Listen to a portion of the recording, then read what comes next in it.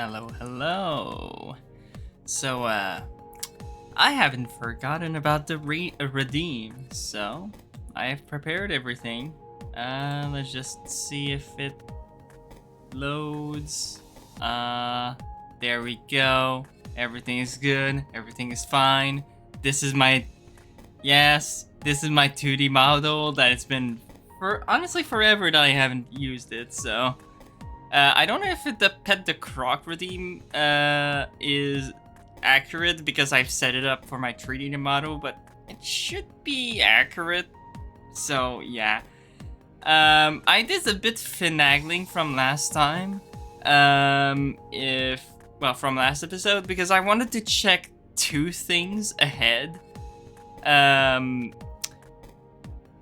just wanted to check two things ahead because I wasn't sure about some scenes further onto the game, but now that's checked out, don't worry, the gallery is still spoiler free. I basically managed to reset the progression that I got from just checking out what I wanted to check, but it kind of just nuked my save files. But we still got the progress that we have on stream here, so nothing crucial. Also, wait, did I did unmute myself. I swear I just keep like... I just keep like gaslighting myself. Yeah, I did unmute myself. Jesus Christ. Why am I keep doing that? Okay. Okay, good. Let's continue. Really? Promise. It's what best friends are for, right? He came in close, giving me a tight squeeze, and it made me feel better. He pulled away, moving his hands to my shoulders, then up to to cup my cheeks. Orlando held my gaze, voice lowering to something akin to an intimate whisper. Now go get clean. I can take it from here. I stared, wide-eyed at him, wondering if I was about to be kissed. But before it could happen, he pulled away, turning to the pumpkin with his red cheeks as if nothing happens. Okay, I'll go get clean. My next move was to shuffle away awkwardly, mind filled with ideas that I hadn't considered before. Making out with Orlando. Making out with Dean. Maybe a little bit with Tyson if by some coincidence he was gay. I wouldn't push it with Tyson. I probably wouldn't push it with Tyson, and knowing some stuff about Tyson, that's a little weird. Maybe more than weird. But at the same time, that feeling of dread, whose life needed to be saved next? Was it going to be Orlando again? Someone else? Between the two of us, it seemed less of a burden when I assumed it was only me responsible for stopping things from happening. I think I'd rather have it just be a nightmare that passed as opposed to the new reality we found ourselves in. I made my way upstairs in a daze, taking a much-needed shower. Once I was adequately dressed in fresh clothes, I wandered back downstairs lazily. Maybe I'd just grown tired after an eventful day so far.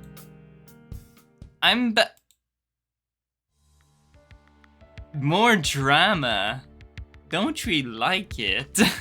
I almost ran right into Orlando and Sal, the air tense in the room. What happened? I looked at the others in the room, a few of them equally confused, the others in a state of perpetual wincing. Orlando just, Dean sidled up beside me, keeping his voice low while I watched Orlando and Saul awkwardly stare at one another. He didn't continue his thoughts though. Orlando stammered, picking up the slack.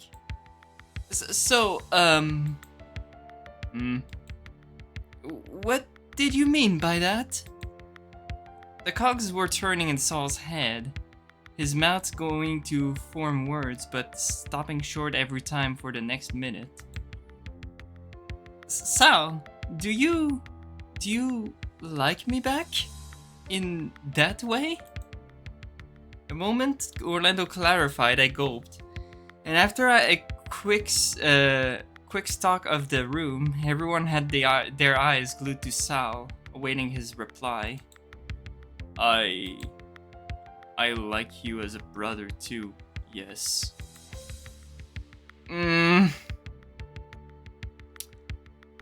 Oh dear. Oh no. There was silence. Everyone else seemed to understand what Orlando was asking except Sal, who looked at the dragon curiously. Orlando's voice broke, audibly desperate. No, I mean more than that. Like if you wanted to maybe... Orlando, I'm sorry, but... Orlando began to shake. Expression shifted between a saddened frown and an awkward smile as he tried to play it off. But it wasn't working. He was hurt, upset, and it wasn't helping that Saul's reply ended at that point. Orlando ran out of the room, skirting around me as I stood in the doorway in a daze. Even upset he was too polite to just shove me out of the way. Damn it. I looked from Saul towards back towards the foyer that Orlando had run through on his way upstairs. No one else seems to be moving, almost as if we were all trying to figure out how best to handle this situation. By the time I looked back, Saul was marching towards the kitchen, with Dean leaving my side in pursuit. With Saul seemingly getting the backup he needed, I decided to head up to check in on Orlando. He'd left his bedroom door open, so on my approach I could hear his saddened wails and sobs without even entering. I pushed the door open more gently, sliding it aside and closing it behind me, keeping the volume of my voice low. Orlando? His breathing was ragged, almost to the point of it being hiccups. Honestly, he looked like a mess, his face wet and glistening slightly from the tears. Hey! I went over to the side of the bed, Orlando rolling onto his side and bending in the pillow he was hugging to wipe his face, and looked at me. I don't... All I could think of was just hug him, a gesture he returned immediately, clutching me as if I were a lifeline. He's just emotional. Well, I mean, he just got heartbroken. I don't understand, Dave. Patting his back at this point seemed appropriate, rubbing in slow, wide circles across his shoulders and back. I didn't think I was this invested. I made a mistake. I've ruined what I had with Sal. I just know it. I shouldn't have dived right in. I should have just been more tactful. I was wrong to be jealous of Dean. He's just so confident about it. Orlando pulled away from me to properly wipe his face, and he sighed out, deflated. I wasn't sure if there was anything I could do to help here, given my own lack of experience, but I wanted to comfort him somehow. Would another hug be appropriate? Maybe some advice if I could think of some? I breathed in deeply, slowly, preparing myself.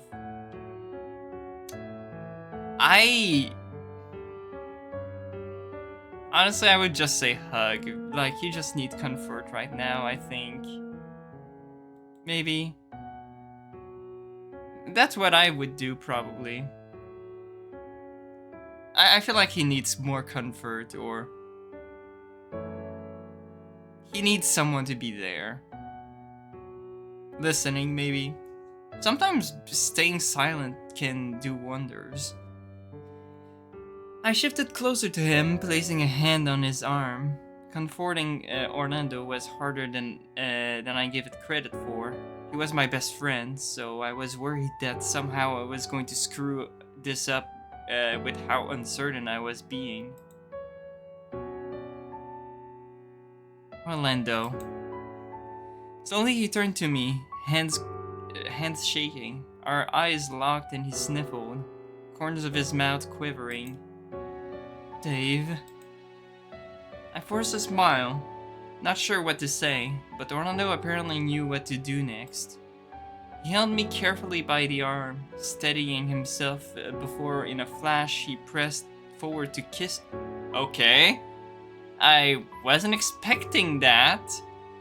It wasn't anything that lasted for longer than a moment, but it still caught me off guard. That's surprising. It wasn't my first kiss, thanks to the one he'd given me the day prior during practice, but this one felt off. This wasn't the Orlando I knew. Orlando must have realized what he'd done soon after and started stammering again, stopping only after I threw myself at him, hugging him around the neck, let him hug me around the middle, holding me firmly without being too tight. I'm sorry, Dave. I don't know what's... No, it's okay. I think I know how you're feeling. Or at least I remember what it's like to be this sad. To feel like you've ruined a potential friendship. At least for me, I can say it worked out alright. It took some talking things out, but I felt better afterwards. But he hugged me like this, and I felt better. He? Who? I shook my head quickly. It doesn't matter. What matters is that maybe you should talk this out with Sal. Clear the air. I get the impression he's maybe hurting too. There was a knock on the door, both of us looking across to it with bated breath. I got up, carefully making my way over to the door while Orlando stayed on the bed. Breathing in again, I opened the door. On the other side was Sal, poised to knock again but lowered his hand as he looked down to meet my gaze, almost as if expecting someone taller. Oh, I stepped aside, looking to Orlando, who was trying to compose himself on the bed as Sal got closer. When Sal had sat down, I figured it'd be best to let them have some privacy and headed back to meet up with the others. Yeah, I think that's better to do. With Sal and Orlando upstairs, presumably talking things over, that left Haas, myself, Dean, Roswell, and Tyson awkwardly sitting around in the aftermath. You know, that could have gone worse, all things considering. We'd been sitting in relative silence with our drinks, not wanting to break the silence with our thoughts. Saul's a good guy, so I like to think that he handled that as best as he could have, right? Meaning? Well, I guess as far as how it went for me, I just considered myself lucky. Granted, I asked Dave out on a date as opposed to professing any sort of deep emotion. No shit, you got lucky. Surprised that worked. Part of me thinks you're more likely to get coffee splashed on you for being a creep. I cradled my coffee defensively, shooting Tyson a look and a smirk, and getting a smirk in kind. Well, okay, here's a question. What would you have done differently if you were Orlando? I scratched my head, wanting to figure out how best to ask, deciding to just go for it. I wouldn't mind knowing what works best for when I get around to it. The three of them seemed to think on it, and while they did, I looked to Haas, who seemed to be taking this opportunity to take a nap at the other end of the table. You guys have fun with those love talks there. I'm out. Yeah, let's see Dean. How about you, Dean? What do you think? If I had to do the confession, that's difficult. Only really been close to that a couple times, and it always hits hard. It's always hard. Well, sure, but what would you have done different? The main thing would be privacy. Doesn't always work, but there's an air of romance about doing it in private, intimate setting. That's for confessing your love for someone, at least. That's a bit, I don't know, further on from where Orlando was, though? Oh, right. Well, I guess the same rule applies. Approach privately, let them know as honestly as you can, and then let them make the first move. What if they don't want to make the first move? Or just can't? Then I guess you're not compatible? I don't want to force anyone into anything. I'd much rather show them where I stand and let them decide. If they decide to go for the next step, then that's when I'll try leading. At least, I think so. How about Roswell? I don't think Roswell would handle it much better. I feel like Roswell is kind of a gremlin. Roswell, what about you? Me? Oh jeez, that's a loaded question. Honestly, I'm more of a honestly, I'm much more a fan of wanting people to take the first step and tell me. Admire from afar and hope something happens. That's leaving a lot up to chance. How would they even know? Oh, right. I guess do little things. Shower them with affection in little ways and hope for the best. Knew someone like that once. Wish they'd been more upfront about it sooner, cause it was a little bit late when they finally told me directly. Didn't go well.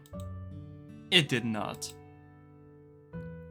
Oh dear, we have to ask Tyson as well. Oh shit, it's not gonna be good. Ty? What would you have done different? I'm curious about this one too. What, we're assuming that Tyson is capable in the first place? Hey, lay off, Ty. I don't have an answer for this. Tyson pulled his gaze away from mine and went back to drinking his coffee, eyes focused away from everyone else in the discussion. After I'd gone through each of them, I sat back, still confused as to what the correct thing to do was. Expressing your feelings for someone was hard enough.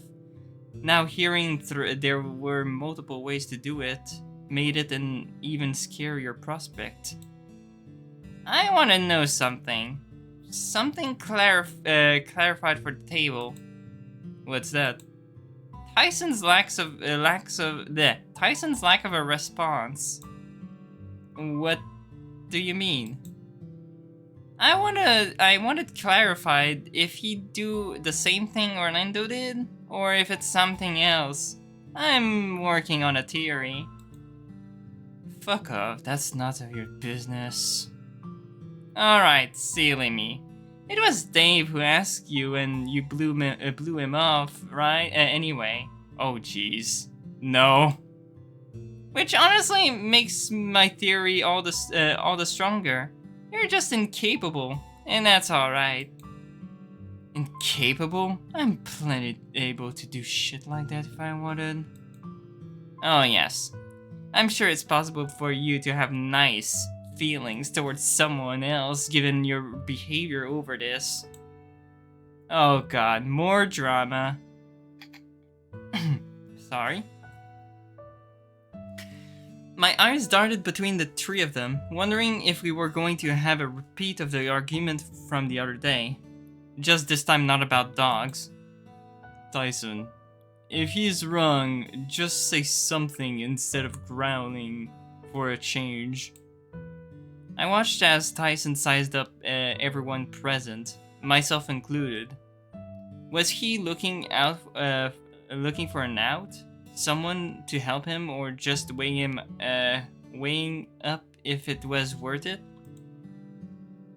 It seems as though Tyson had had enough though. Almost violently getting up from his chair and storming out of the dining room. That I expected that to go differently somehow. I don't know why I'm the only one that seems to have remember how horrible he was to us. People can change, Roswell. I'll believe it when I actually see evidence of that. I went softly to myself, looking towards the door into the foyer to see where Tyson went. But he was already gone. Instead, I saw Saul and Orlando descending the stairs. Welcome back. I kept my voice low as they entered, watching as they sat down. Tyson looked upset. I think he went down into the basement. What happened? I looked to Roswell, who had his arms crossed over his chest and was seemingly not going to be the one to explain what had happened only moments before. Part of me wanted to find out what happened upstairs with Orlando and Saul, but another part wanted to check in with Tyson after what just happened. Orlando seemed better, but being my best friend, I felt the urge to stay. But I really didn't like the idea of Tyson being alone for a couple of reasons. Partially because he was my friend too, and no one else was going to go check on him, it seemed. Partially because him alone made him a potential target for murder. Honestly, let's just stay. We're on the Orlando's route, so full Orlando. Ty could take care of himself. As heartless as it sounded in my head, everyone else was here, so the chances of the worst happening was almost nil, right?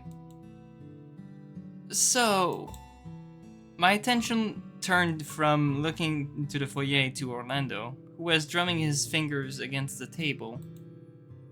I want to apologize. Are you alright? If I'm being honest, it stings a lot, but I'll be alright. The guts to do that, but agreed. Admitting to that to someone takes some courage, to be sure. Wait, you're awake, Haas? I'm just resting my eyes. We've had a big day. Less people involved, the better, too. I see. These things are difficult. Difficult? Matters of the heart. I don't get it. How best to put it? Making yourself vulnerable. Opening your heart to another in hopes of letting something greater in. It's a tough call to make. Sure, but why not just do it in private, where it's safer? Saul sighed, rubbing his head. For Orlando's sake, and ease of explaining, let me explain how my first crush went. Oh. He actually... Huh. That's surprising. So, No, you don't have to do that. You already had to explain it once today. No, it's fine. Broad strokes will do. It was a long time ago, a long while ago, back when I still lived with my parents. Was a county, wait, what? Fede? Fede? That we went to some community event. A mole that I used to hang around with had grown fond of. Bleh. My God, a mole that I used to hang around with and had grown fond of was there. They were small. I thought they were cute, clever too. I assumed that, given we were on good terms, there was no harm in confessing my affection to them. In public, too. I didn't care. All that mattered was that I expressed my feelings and shared what love I had gathered with them. What happened next? Oh, hello. Psst. I didn't want your password. Also, it's nice to see you again. How you been? Well, he's not currently dating them, is he? Clearly. More importantly, it was a mess, and not my proudest moment. I made a much bigger show of it than I should have, and in turn, they shut me down. Said I was embarrassing and that maybe we shouldn't hang out anymore. I guess I shouldn't really be as buttered about this as I am, but my curiosity is going to drive me insane otherwise. You see Orlando as a little brother, despite being different species?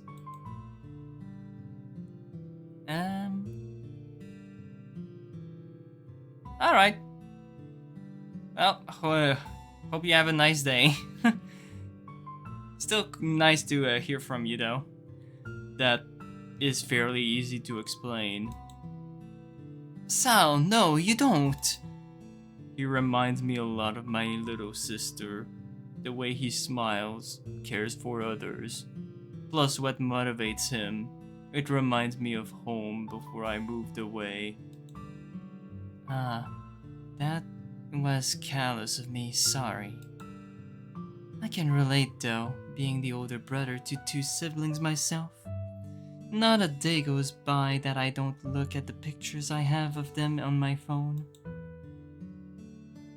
Throw me into the older brothers club too. Although only got a younger brother. Not that little Freddy is so little anymore. Still likes chocolate as much as a kid though. Oh god. You're a bear, and your brother is called Freddy. Should I be concerned? Should I be concerned? I don't have any siblings. Just my mother and father. But I guess Dave was like an older brother growing up.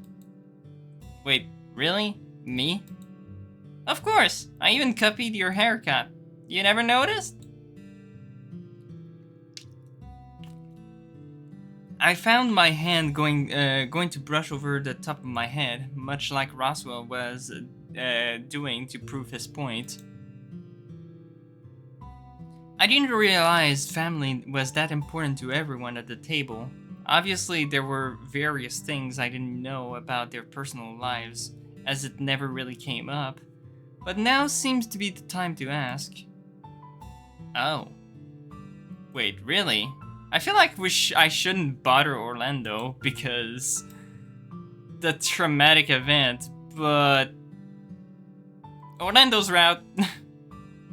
I looked to Orlando, going to ask about his family, but finding him staring at me as if preempting the question. So, I know your parents, with the banking and whatever, but any brothers or sisters I missed? Bruh. Dave, are you still that freaking dumb about it? They're obviously not bankers. Obviously. Is he still that oblivious? Nope. Outside my parents, I just spend a lot of times with my video games. That seems lonely. It can be, depending. Friends can become your family to the point where you get really protective of them. I looked to Roswell, wondering if that claim was the reason he had been behaving odd. At the same time, though, I wondered if that was why I had become too defensive of Tyson. Friends really do become family. Having siblings, even just one, is a blessing. Orlando is much like this one. More like Orlando is much like this to me. Oh, so maybe, I'm flattered, but... For the rest of the afternoon, we just idly chatted, comparing life stories until it was time for dinner to be sorted. Orlando's mood picked up the more we just chatted as a group, too. By the time we had to consider what we were doing for dinner, he was back to his cheery, bubbly self. When the question of who was cooking came up, Sal was the first to head towards the kitchen. Soon after him was Haas, supposedly going to lend him a hand. While we were still a fair way from having dinner sorted, I figured I should go check up on Tyson, thinking back to his interest in Sal cooking chicken. Ty, you down here? The lights were on, so maybe he was using the gym? I stuck my head in, but he wasn't there. At least not based on the sound or smell. My eyes settled on the door to the vault. I was curious. I had been in there earlier in the day, already trying various words out. Nothing worked then, but maybe something now was different? A sinking feeling found a home in my gut, thinking back to what I talked to Orlando about. The first few steps were slow, but sooner I was walking over there with purpose, closing the door behind me with a sigh. Alright. Obviously, we're back in front of the vault. Meaning that there is something to be done here. So, for the second password, technically, there is 3 valid passwords, but only one will continue the story. Only one will continue the story. The other 2 will only prevent a single death. Because for the next password, it's gonna be technically 2 deaths that's gonna happen. A double kill. But if I do use the optional passwords or the passwords that doesn't progress the story, only one of them is going to be only one of those 2 deaths are going to be sidestepped. So it's one of the things that I checked ahead after streaming, because I've forgotten what happened if you use the optional password. It's not really worth using them, but the optional passwords are Bitter and Peacekeeper.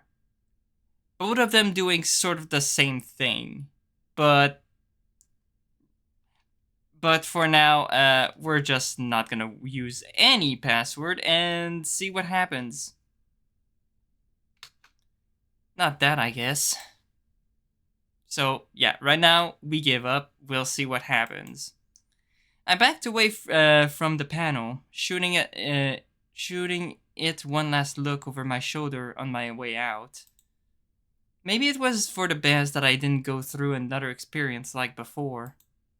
Nodding to myself, I resolved that it could be only a good thing. I headed back upstairs to meet with the others. By the time I'd gotten back, everyone else was in mid conversation about something, not even pausing when I reappeared.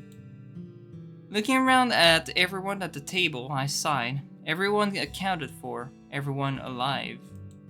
Still, something bothered me. Was I becoming a nervous wreck? Was I expecting the worst just because it already happened once? Before I could continue my train of thought, the smell of freshly fried chicken hit, wafting in from the kitchen. My eyes widened. Eyes darted towards the kitchen as I wiped the small amount of drool from the corner of my mouth. Kitchen was for sure a weakness of mine. Eggs too. Or maybe it was just anything battered and fried, bringing back happy memories. Not that I liked my eggs deep fried, just give me a good hard-boiled egg and I was happy. That or scrambled eggs first thing on a lazy weekend morning. Hope everyone's hungry. We made a lot. Maybe too much. Sorry. Haas and Saul brought out the platters of chicken, seemingly already cut up into strips. Guess they hadn't fried drumsticks and went with something closer to chicken nuggets, but fancier.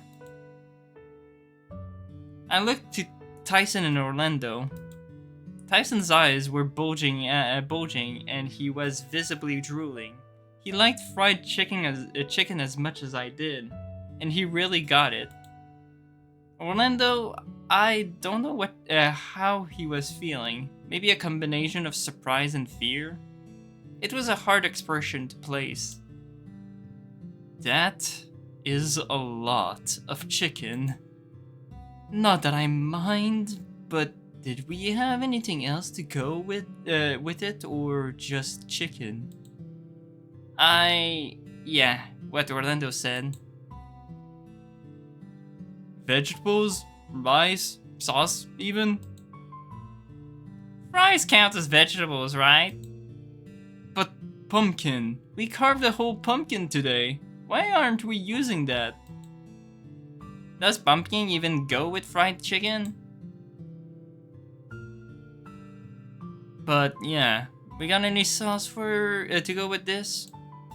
Depends. Hot sauce? Barbecue? I'd do either. But Ty, the last time...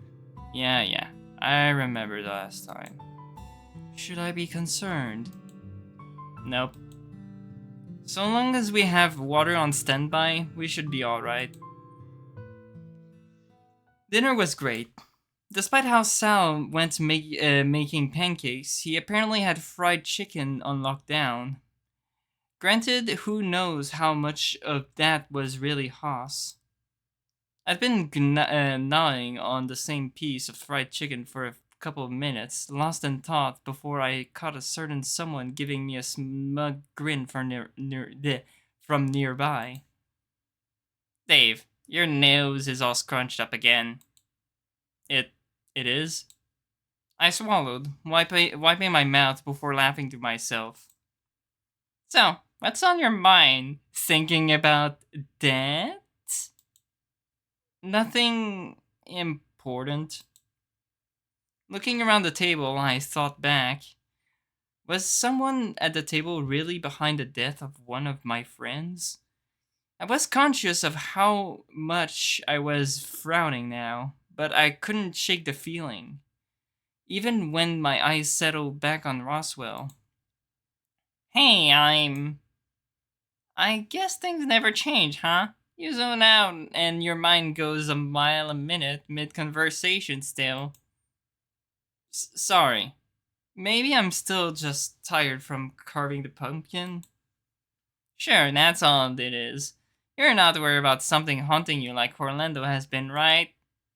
Oh no, not that. Just, I guess something equally silly. Cute, but If you need to talk things out, feel free to grab me. I nodded to Roswell as he took his plate into the kitchen, seemingly done with dinner. Pulling out my phone, I see how late it was getting. I remember what Hawes had told me this morning. 11 p.m. in the library. After I'd cleaned up after dinner, I wandered into the foyer. I didn't know what was left to do until it was time to meet Oz. I'd already showered, but maybe I should go again? Should I try asking someone for some cologne or something? What was the dress code for meeting an unknown someone in their own house when they could be either an ally wanting to stop a ally, not ally. When I read ally wanted to stop a murder or the murderer themselves. Dave? Orlando approached quietly, gently placing a hand on my shoulders to get my attention. Oh hey Orlando, what's up? Nothing on my end, but why are you standing out here by yourself? Oh, I just gestured loosely around us to the empty hall. Not even really sure what I was getting at with my reply. Oh, I see. You sure you're okay? I'm fine, really. Oh, who am I kidding? I'm feeling awful. I wandered over to the stairs and sat down, Orlando already following suit without me needing to motion for him to. Today was a rough day. I made a big mistake and just... You were very brave though. I was?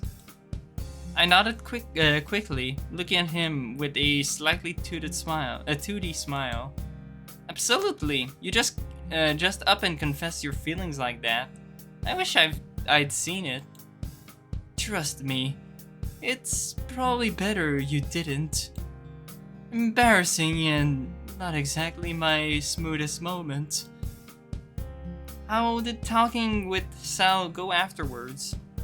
It went well. I sort of broke down and cried about it. Blurted all of my fears and worried about what I'd done by opening my mouth. A funny thing, he sort of did the same and apologized over and over that he couldn't feel the same way I did. So it's just a matter of him not being gay then? That's not so bad. To be honest, that part never came up.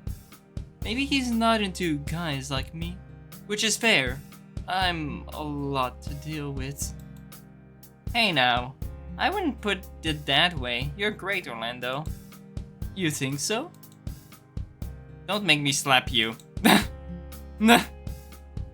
I'd be saying the same thing even if we weren't friends. I mean, I'd still need to know you well enough to be able to make that call. Oh, and I guess I'd also need to have spoken to you at some stage, but then we got on well after that happened once, so I suppose what I'm saying is, just because Saul didn't like you back in the same way doesn't mean someone else won't. Yeah, you're right. Sorry, was I a bit all over the place with how I phrased that? Nope, I think you said it perfectly. Oh, well good. That said though, and sorry for to bring the mood down, what are we going to do about the thing downstairs? I considered for a brief moment telling Orlando who I was planning to meet tonight, considering if it was a good idea to let him in on something.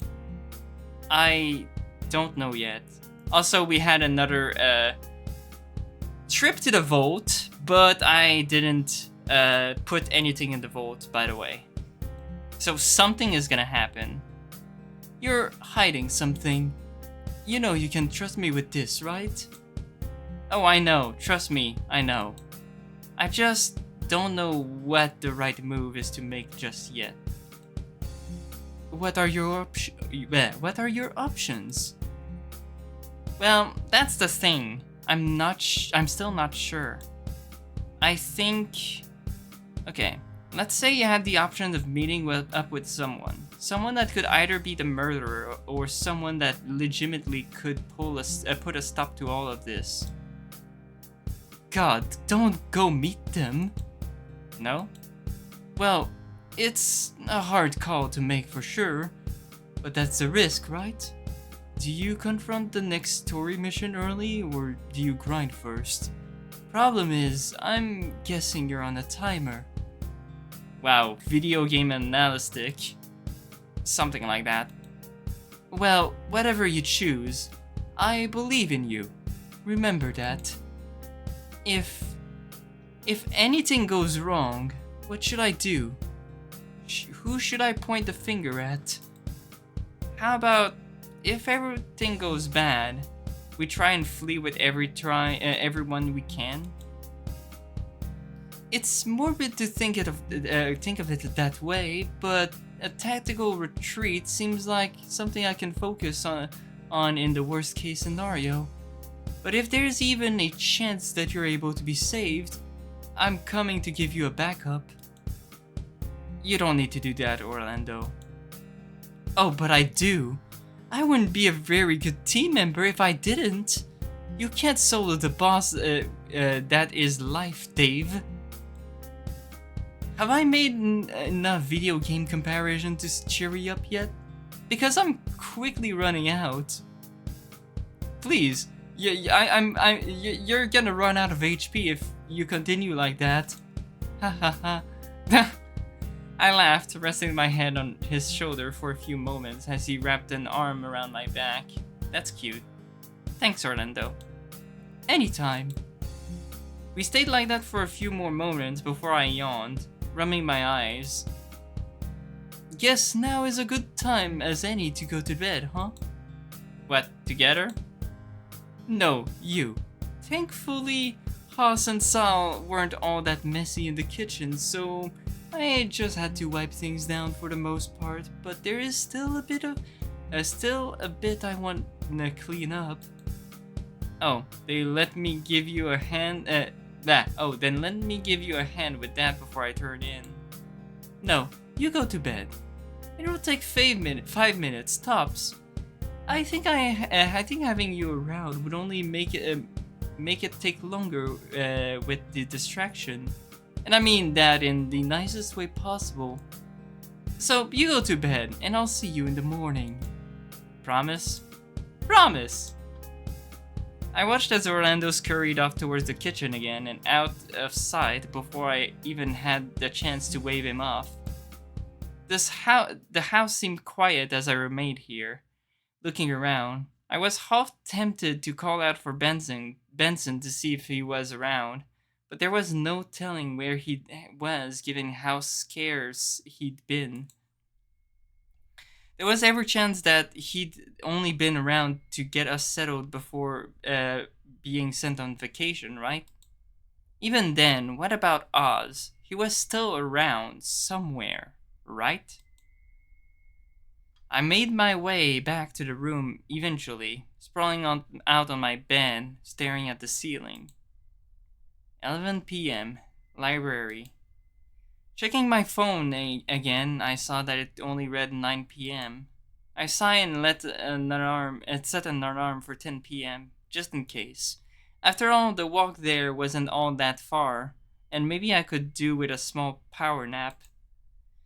Despite closing my eyes, though, sleep didn't come. Thoughts raced in my head as to what Oz wanted to talk about, or needed to say in person. Did I have enough questions ready for him? What if I forgot to ask?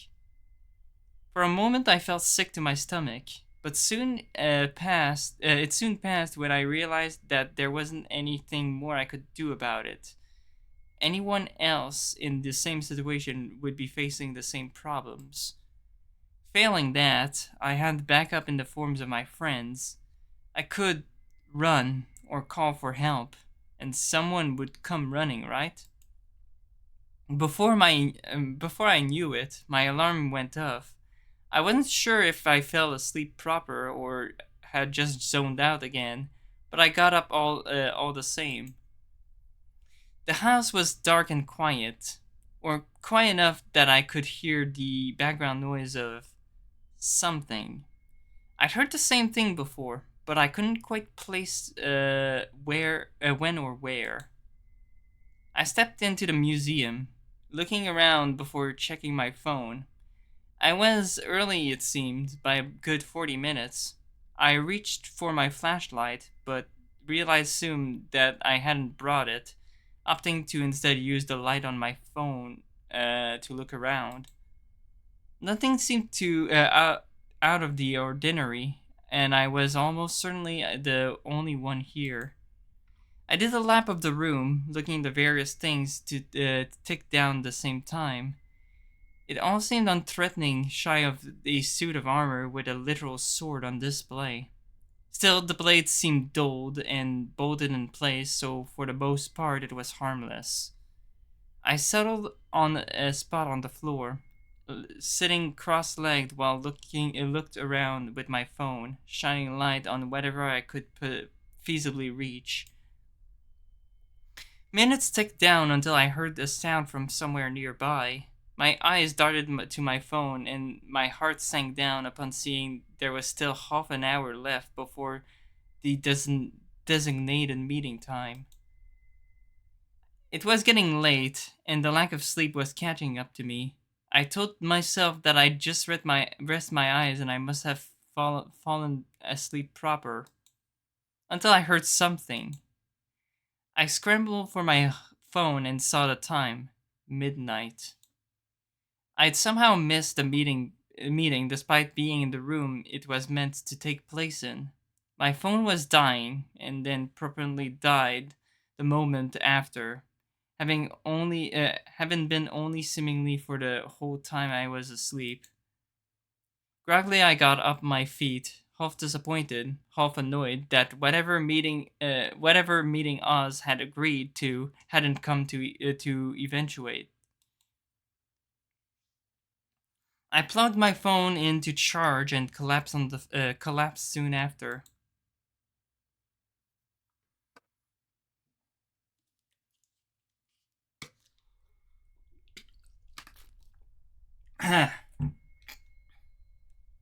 Dave, wake up, please! It was sudden, and I was being shaken by the shoulders by Orlando, who had tears streaming down his face. Come on, hurry. I need your help. Was I dreaming, or was this actually happening? It happened again, and I don't know what to do. A sinking feeling in my stomach came immediately after. I didn't want to move, but I was already half up from being concerned about how upset Orlando was. I was scared to ask, scared to find out who was the next victim.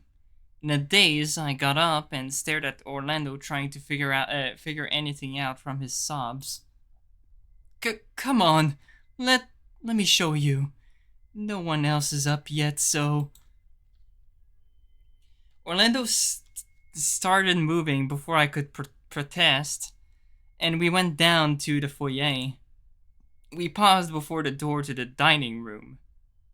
Orlando went to open the door, but shied? Is that right? Shied away, looking to me. I knew what this meant. Whatever was on the other side of this door wasn't going to be good. I opened the door and took a step forward, with Orlando lingering by the entrance. Apparently, whatever had happened spooked him enough that he didn't want to get closer than necessary. It didn't take long before I could smell it, though. The overbearing scent of iron and the faintest whiff of gunpowder. I froze, my heart catching in my chest. Somehow I was able to edge closer, taking it step by step. Nothing prepared me for what I saw when I rounded the edge of the table closest to the kitchen.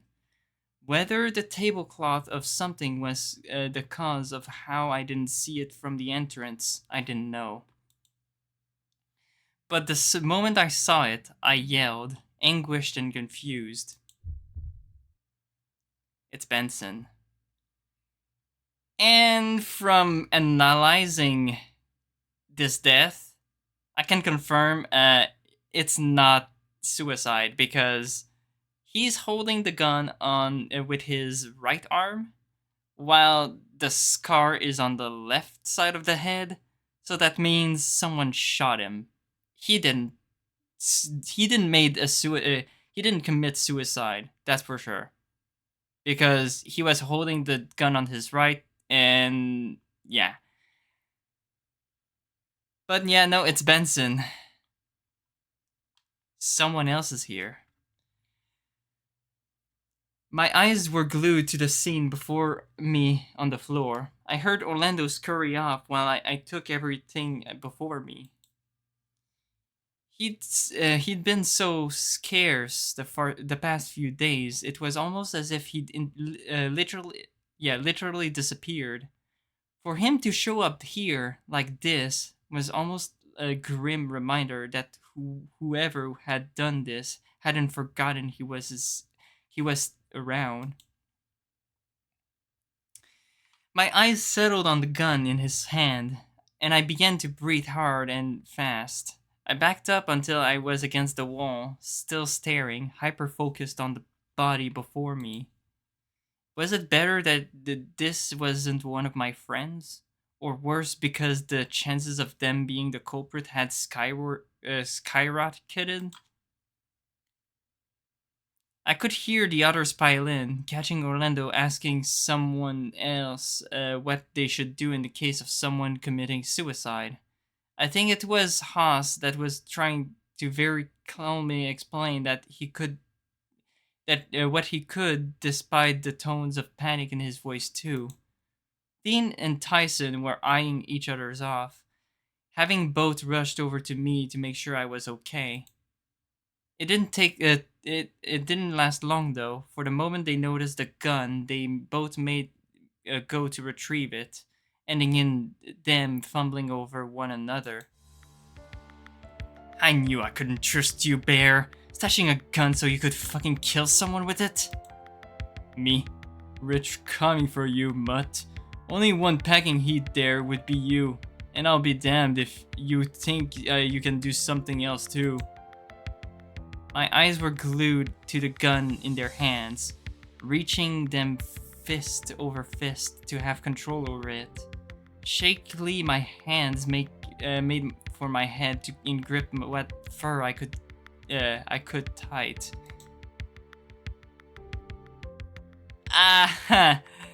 So, still remember the fact that I said, 2 people are going to die.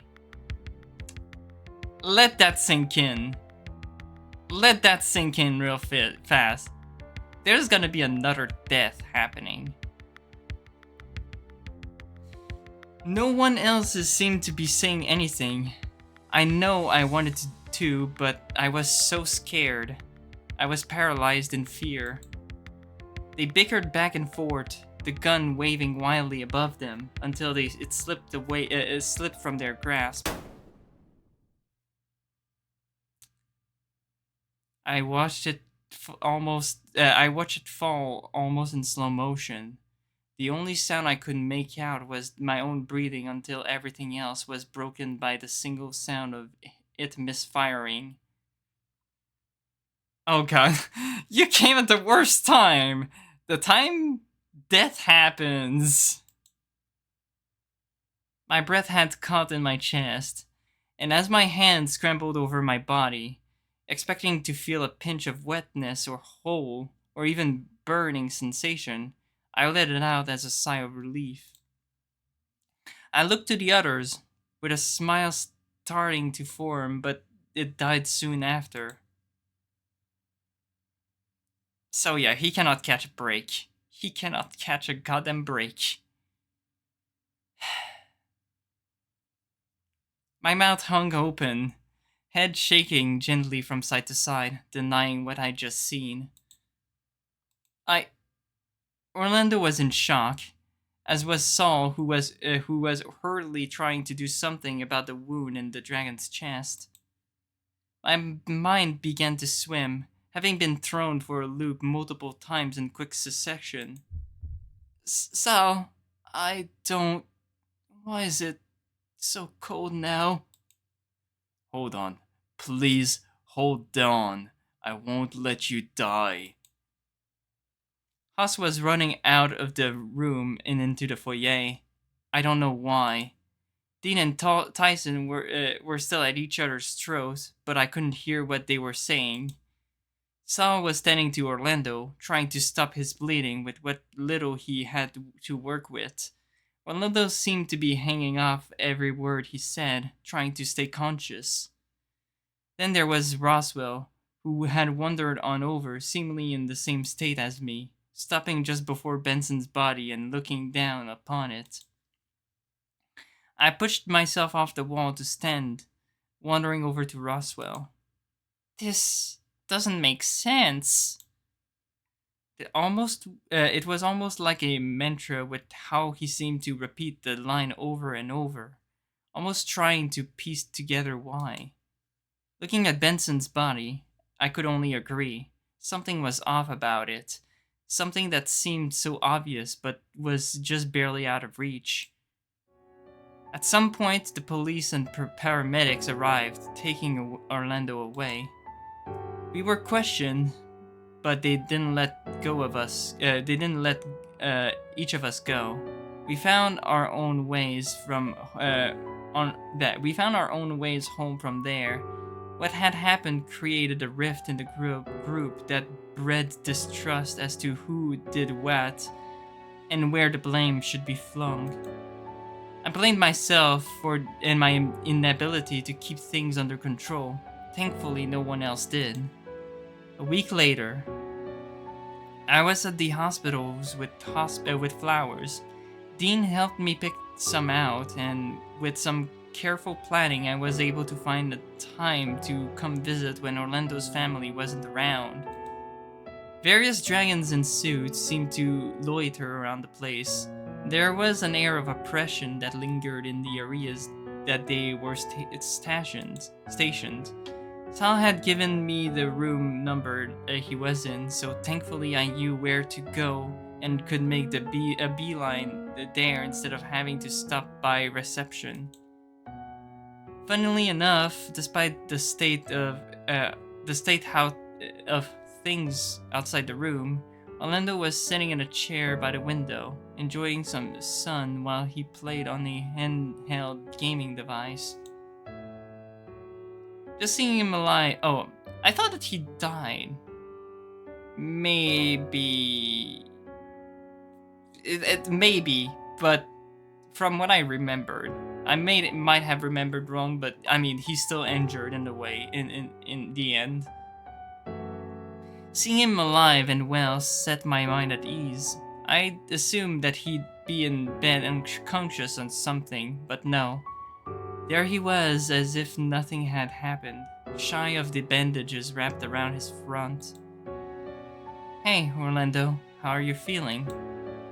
Oh, Dave, it's good to see you. I set the flowers down on the table nearby and wandered over to take the other chair next to Orlando. Doing okay. The doctors reckoned that I got really lucky. Was the wound bad? I'm sorry that I couldn't and didn't help. Don't be silly. I was convinced I was going to die when it happened, but Sal talking me up until the paramedics came helped. Apparently, that's an important thing. Your body can go in shock if it thinks that you're going to die. It just gives up. I hung my head, ashamed. I'm sorry it took so long to come visit, but I brought flowers. They're lovely. Thank you.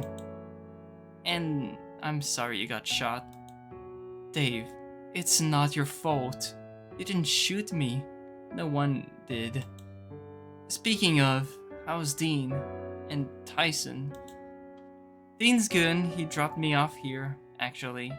He's doubled down on some sleeping medication he'd been taking. Didn't sleep for a few days after it happened. Wow, poor guy. But so long he's getting sleep now, it's fine, right?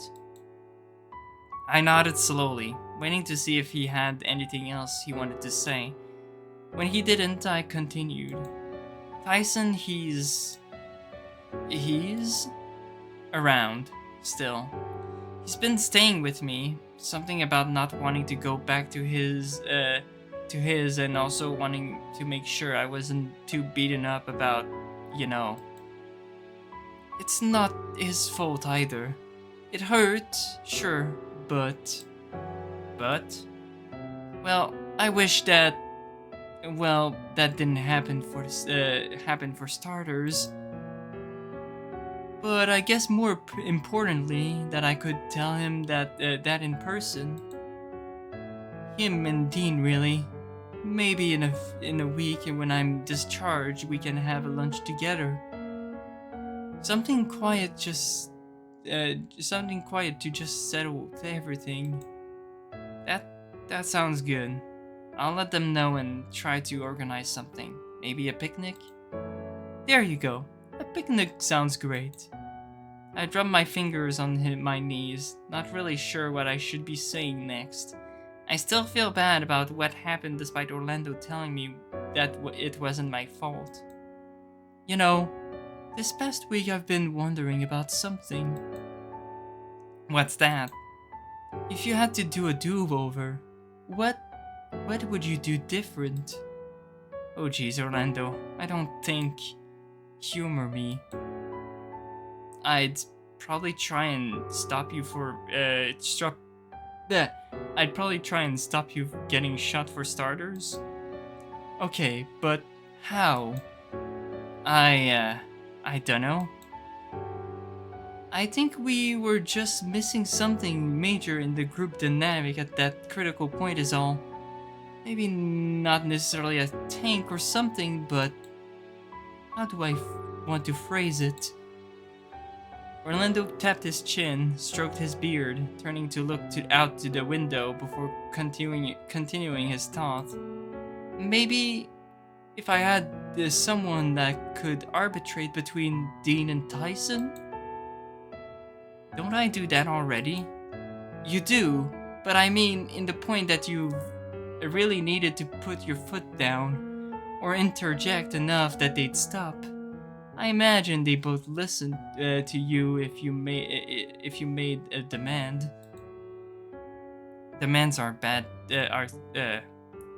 Demands are bad though. It's true, but how often do you, of all people, demand something? They'd be more than willing to comply if you spoke up enough gusto, I think. I'm not like my dad, Orlando. I wish I was, but he was just... I sighed out, falling down the hole of shame I was digging for myself for being so inadequate. Now, I'll have none of that. You have the makings of a great peacekeeper in your own way. You don't need to be a cop for that. And and Orlando hints the two optional passwords, Arbiter and Peacekeeper. You really think so? I do. Maybe it's something to consider just in case something like this happens again. Not that I'm volunteering to get shot again, but still. I nodded slowly, looking out the window now too. A peacekeeper, huh? The idea stuck with me, but I couldn't place why. I'm glad you came to visit, Dave. I'm glad to know that things are still keeping together even after all this. Granted, might be a little different if it was one of us killed instead of Benson. Because he was killed, right?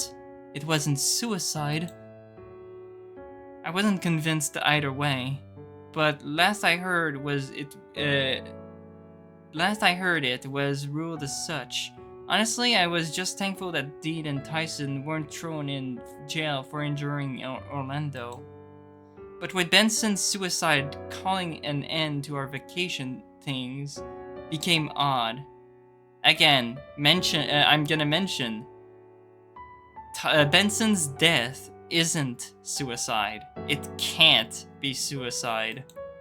Roswell got really sick and had to be admitted into a hospital. After I was done visiting Orlando, I was just going to pay him a visit too. Dean, despite everything happened, asked me out proper. Given the circumstances, I took him up on it and we're together. At least as a trial basis. Tyson, he didn't mind, but left one day saying that he needed to sort some things out. Saul stuck around too, ended up moving in with Haas. The pair seemed to do alright. Keep mostly to themselves, but they check in every now and again. Orlando moved in with them after he was cleared from hospital.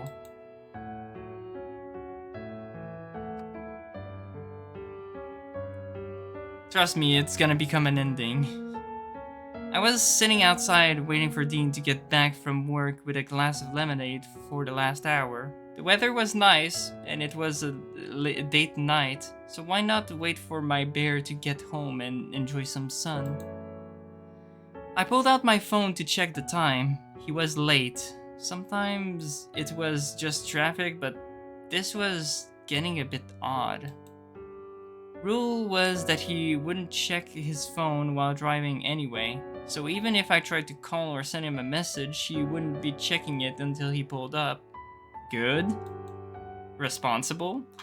As I was about to put it away, mid-sigh, it went off in my hand, causing me to jump and spill some of my lemonade on my shirt. Ah! Cold. Setting the glass down and brushing off that moisture wet moisture I could before it could seep into the fabric, I looked at who was calling. I didn't recognize the number, so I ignored it under the assumption that if it was important, they'd leave a message. It stopped ringing and... oh. Okay, I couldn't read that. Wait, what was it? I guess it wasn't important after all, okay. Then it started again. This time it was Haas calling. I looked out to the road quickly to see if Dean was pulling up before answering. Hi Haas, what's up? What's up? Dave. His tone was serious. He sounded out of breath, and I could hear something in the background, almost like a siren.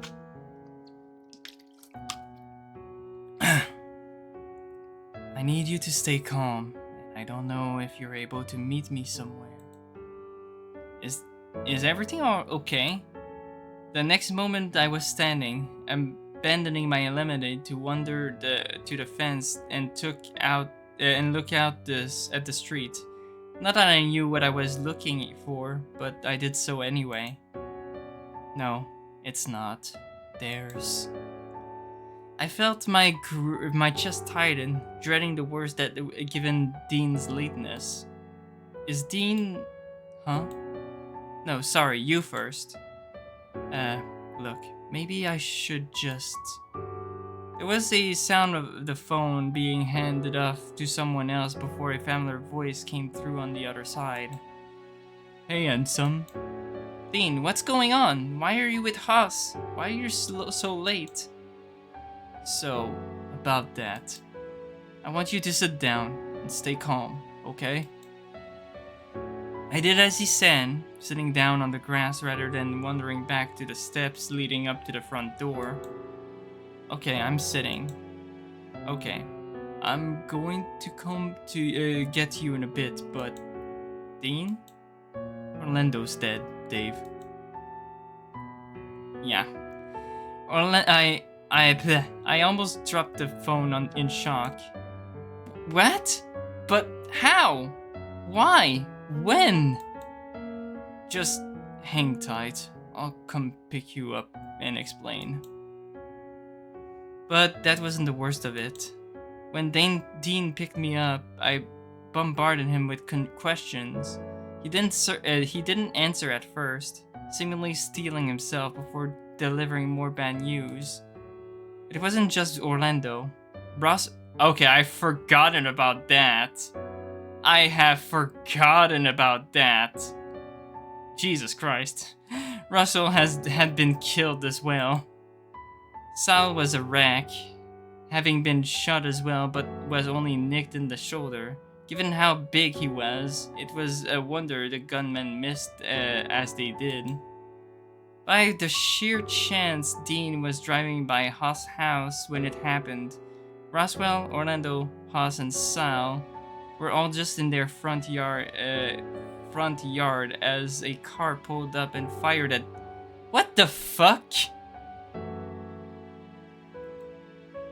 That is just... I've forgotten about that part. Jeez. Haas came to stay with Dean and I, with Sal joining us just so they weren't near the scene of two of their friends dead. My fate had been rattled. The last conversation I had with Orlando in the hospital ringing through my mind. Oh, don't you worry.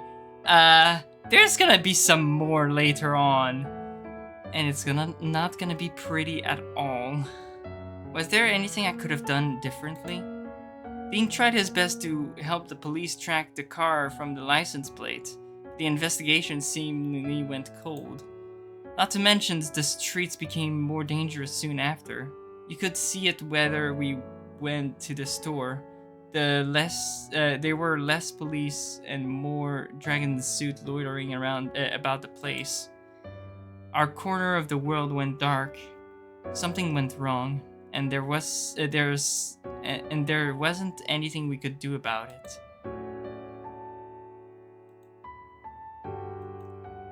So, now... Wait, what?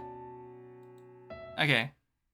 So, now, let's put the password that will progress the game. The correct password is betrayal. The correct password is betrayal. There was nothing after... Whoops. Whoop. Oh my god, why did I... Come on. Whoops. Yes. Why did I... I kind of just knocked the mouse wheel, so, whoops, I have to just... Anyways, betrayal. Okay. There was nothing after the chime sounded, almost as if something broke. But the moment I opened my mouth, I doubled over, crumbling to the floor with more questions than I had answers for. Benson shot. Dead. By who and why, I couldn't say. There was something off about it. Not the dead body, but something telling me that this was a foul play rather than just a tragedy. We hadn't seen Benson in a while, so maybe there was still time. Maybe some way we could stop this from happening. When I came to, I was on my back, staring at the ceiling. My head was pounding. My vision was still coming into focus, and my hands scrambled across my front in an effort to make sure everything was all right. Laying there for a bit helped, letting me get my breathing back under control. Tiredness washed over me, and I wondered both how I ended up on the floor and how long I'd been down here for. It was dark down here now, as if someone had shut off the lights, assuming no one was down here. No signs of Tyson or anyone else. But if that was the case, then did they not know I was down here? By the time I'd gotten back upstairs, I could hear the others chatting in the dining room, their voices echoing out from the dining room. I looked from the foyer upstairs, wondering what I had seen could have been avoided. I'd done it once before, right? Alright, so now it's the moment where we need to stop the death from happening. Skipping time. Oh, yeah, there we go. Something was bothering me, to the point that I zoned out long enough for Tyson to lob a fry at my face to catch my attention. That's rude. He readied to throw another at me, just in case I hadn't given him some attention. But before he quirked his brow, he'd picked up on what was wrong, and there was no point in hiding it any longer.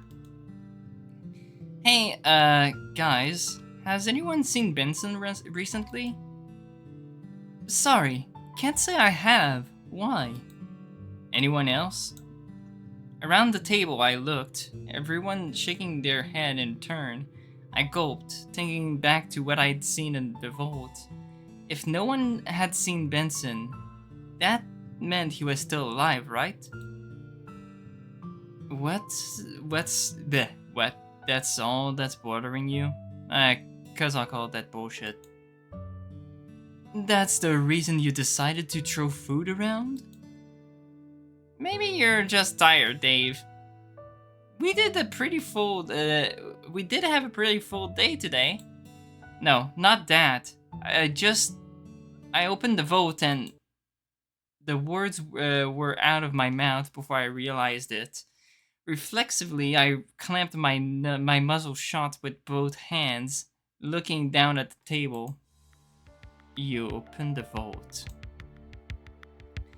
I felt my ears droop as I nodded slowly, keeping my eyes trained on a crumb that I had noticed that had fallen off my plate. Oh boy. What? Well, I kinda already knew about him opening it once already. Anything good behind that door, Pop? No, the door doesn't really open, I guess. You sort of just, What? Well, it kinda gives you visions. Maybe. Visions. Of someone dead, yeah? First time he did, it was me. Yeah, the last one though was Benson. Another stretch of silence soon followed, and I placated myself by eating some fried chicken. But even then, I still had the attention of everyone at the table. So now what? Are we gonna do anything about Benson? Why? You don't believe him? To be honest, if I didn't know better, I probably would still be a little skeptical. It's just a little, I don't know, hard to take in, right? Well, Dave already knows this, but he's not the only one who's gotten the thing to work. I've seen something too. Fuck off. When did you see them? Dave. Dead? So I believe him. If only because I don't want to, what I saw to become the truth. I'm not going to risk something like that. Not worth it. No shit. I'd be in the same boat if I saw that. If something like that happened, why didn't you tell anyone sooner? Like, right after you saw it? Hey, it was hard to process. Yeah, fair enough, I suppose. Are you alright? Sort of. I'm still worried. I just don't know, I still find it a little hard to believe, but what do we do now? Well, I think we need to find a gun. A gun? How'd you... I think. That's what killed him. Well, that's all good and well. No, that's all well and good, but we have a problem. What's that? Being completely irrational about this. If Benson was to be killed, it'd have to be one of us, right? There was silence after Haas made the call, looks being exchanged around the table with visible unease. And if that's true, now we've given the culprit a chance to stash the murder weapon, right? Not necessarily. If it was one of us, their intent is now known to the rest of the group. I imagine it'd be difficult to follow through on a murder now that everyone will be watching everyone else. But you think they're going to do it while we're awake? Is this so wise idea to be discussing this as if one of us intended to murder someone else? Well, no harm in looking for the gun at least. Worst case scenario, we find a gun. But if this'll put Dave's mind at ease, then where's the danger? Does that work for everyone? There were murmurs of agreement around the table, although the mood was still very uncertain as a whole. Sorry, maybe I shouldn't have said anything. Don't worry about it, Dave.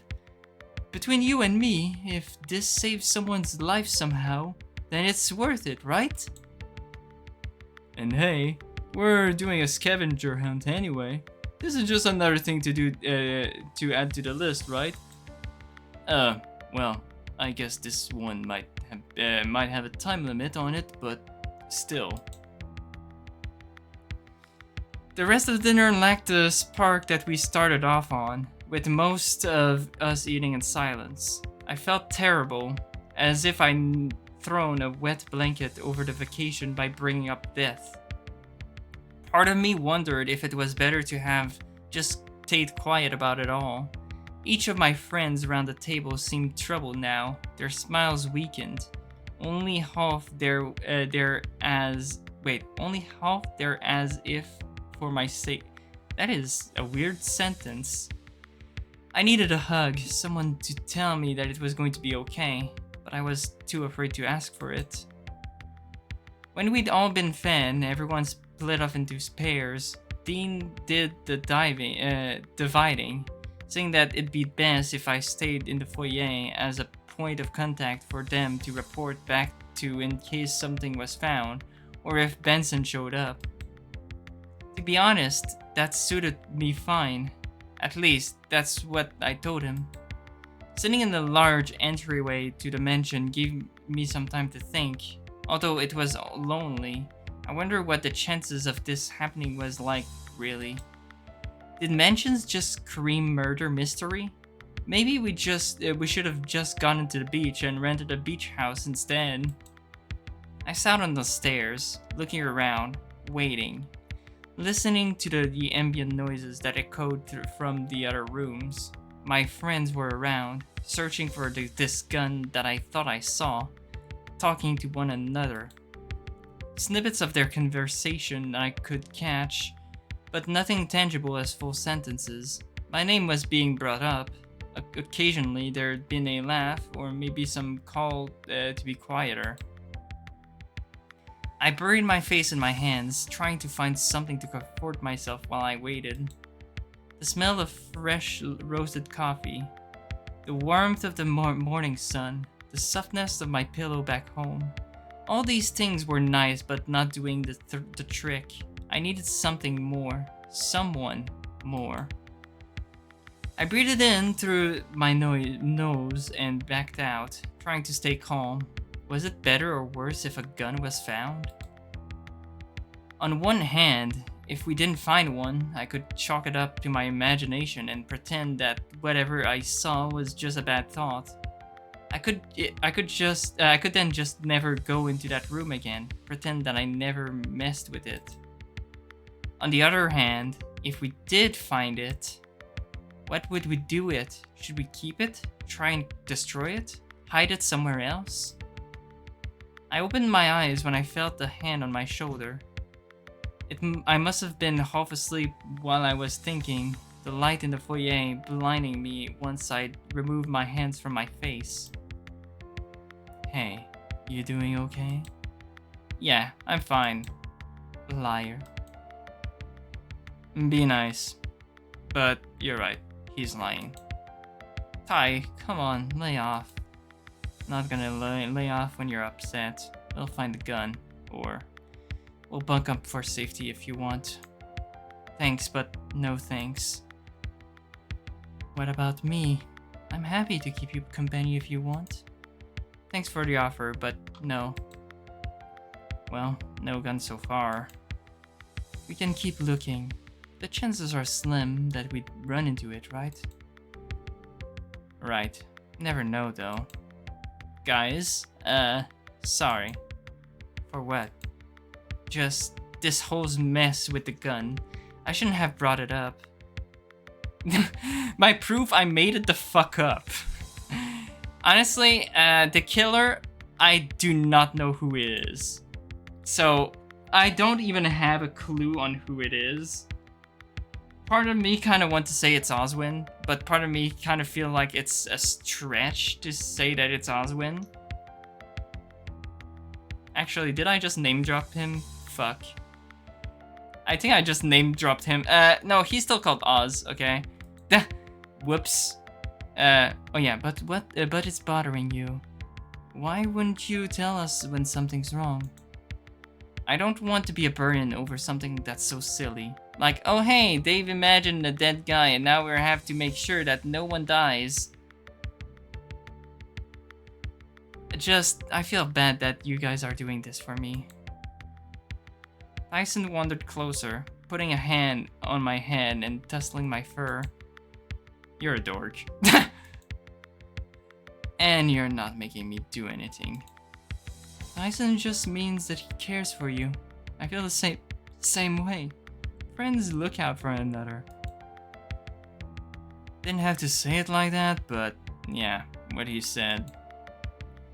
You gonna be alright if we keep looking?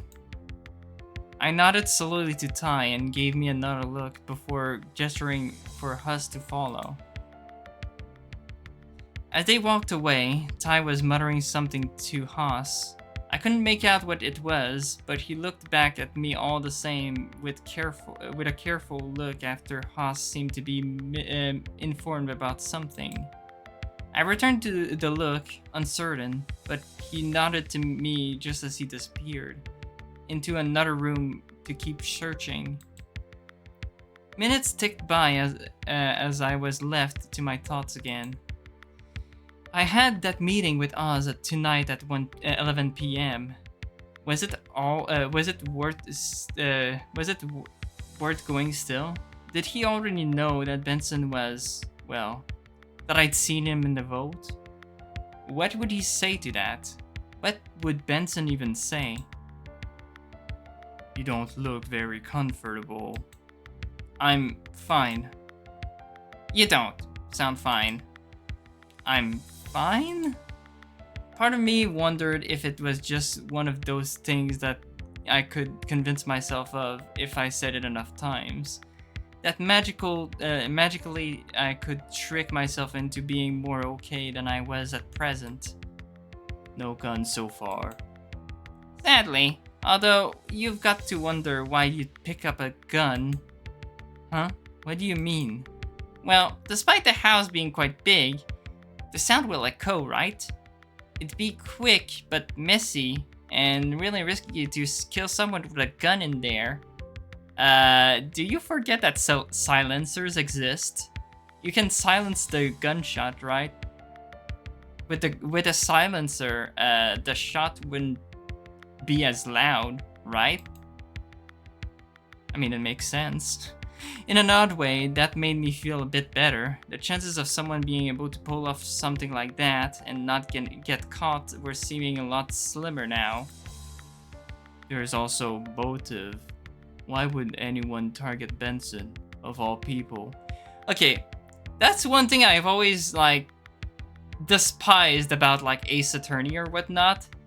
That people make the motive so goddamn important where, like, honestly, in truth, motive kinda just doesn't mean shit. Like, motive doesn't mean anything. For me, what matters more is alibi.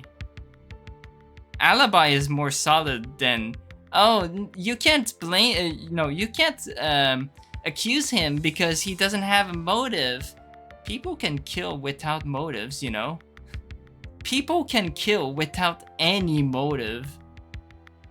But people cannot kill with an alibi. So, any ideas? Because alibis is what you can really use to shrink the suspect list. Yeah, I mean, yeah. But with enough evidence, if you can confirm or deny their alibi, well, that's a path that you can follow. But motive? That's just bullshit. People can kill without motives. Even though it sounds ridiculous, but it's true, people can kill without motives. The pair of them shook their heads.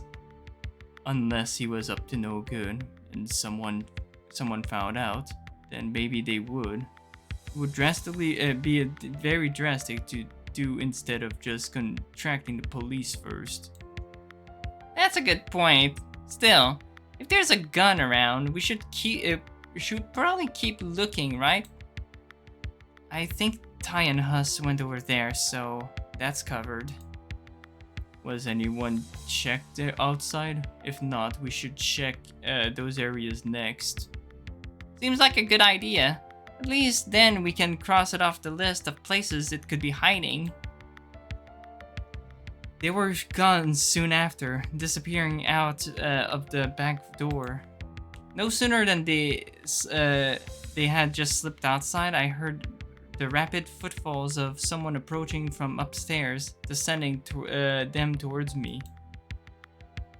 Before I had the chance to react, Dean had half slid down the last few stairs and wrapped his arms around me suddenly, hugging me tight. I am so sorry. I didn't know. I rubbed my back and looked over to see Orlando hurrying around along after him. Sorry, this is my fault. What happened? Dean was asking about why you seemed so down, and I may have slipped about what happened. What? Oh, right. I didn't know your dad was... God, and to think that I'd... Dean left his thought there, giving me another squeeze. It's fine. I said it so often in such a short period of time. If I wasn't sure of it, it was working as a mantra, or if it was just becoming a flinch response. Dave, you shouldn't suppress it so much. What's he suppressing? Just about what happened. I'll be there for you in any way I can, Dave. Say the word and I'll be there. You just need to talk, just say so.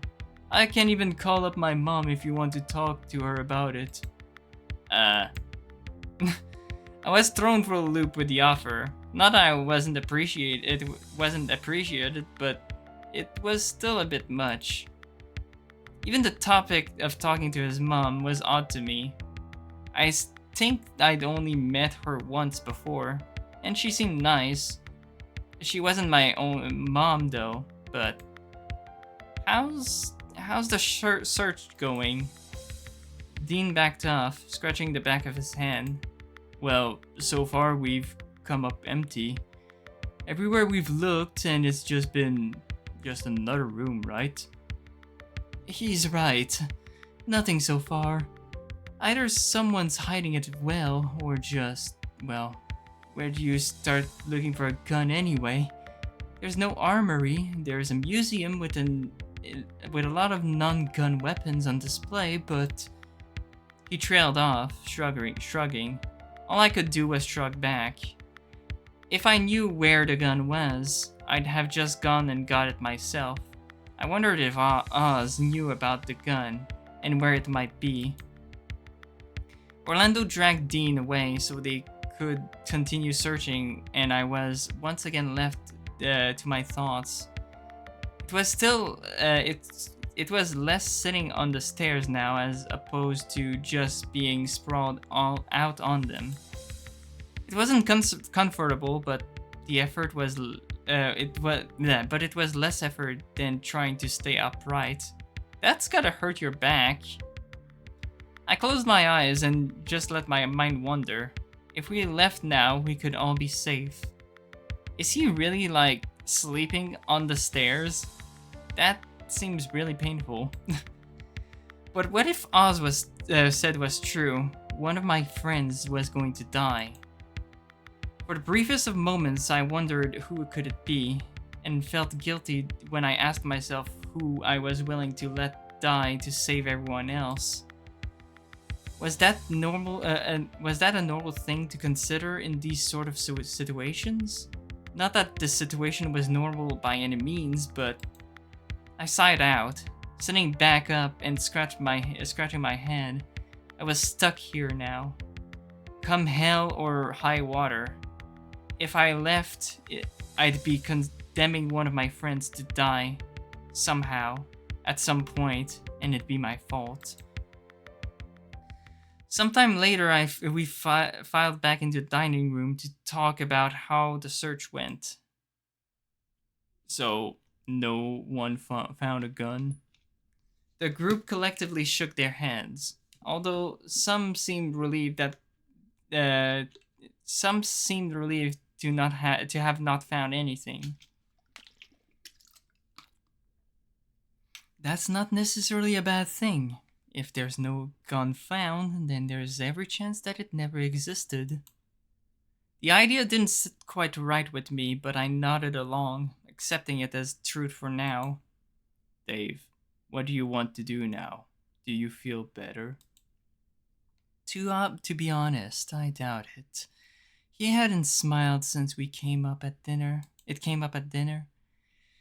I gave Haas a look. I wasn't even sure what sort of look it was, but I felt tired, drained. But for the most part, I was just so uncertain of what to do here.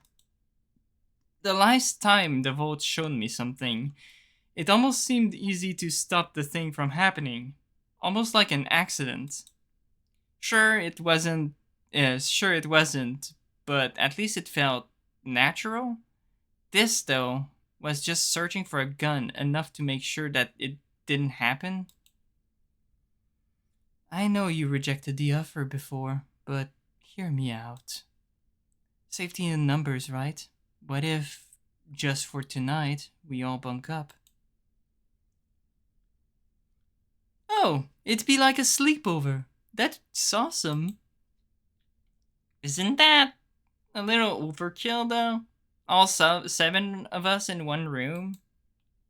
It could use the games room, maybe, but that doesn't mean all that comfortable.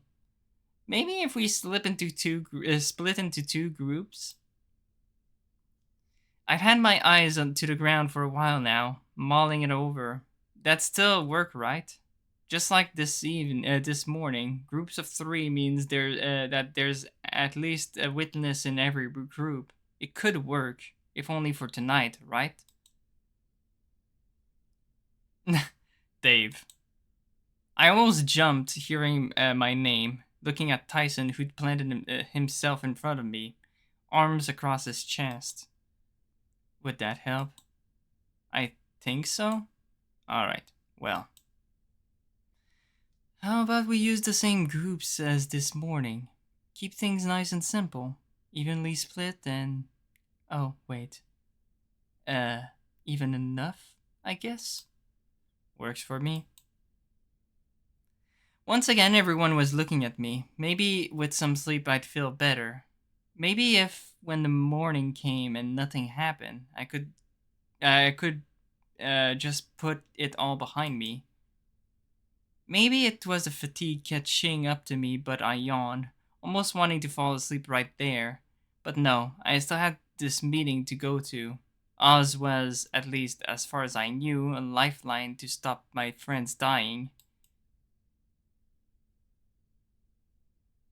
I mean, Tyson seems to get along with Dean quite well, at least for now, as well as Haas, surprisingly enough.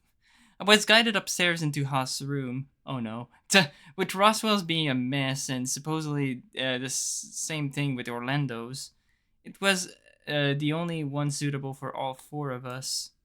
When we got there, Roswell left to go grab a deck of cards from his room and returned just as we were spreading out the blankets and pillows.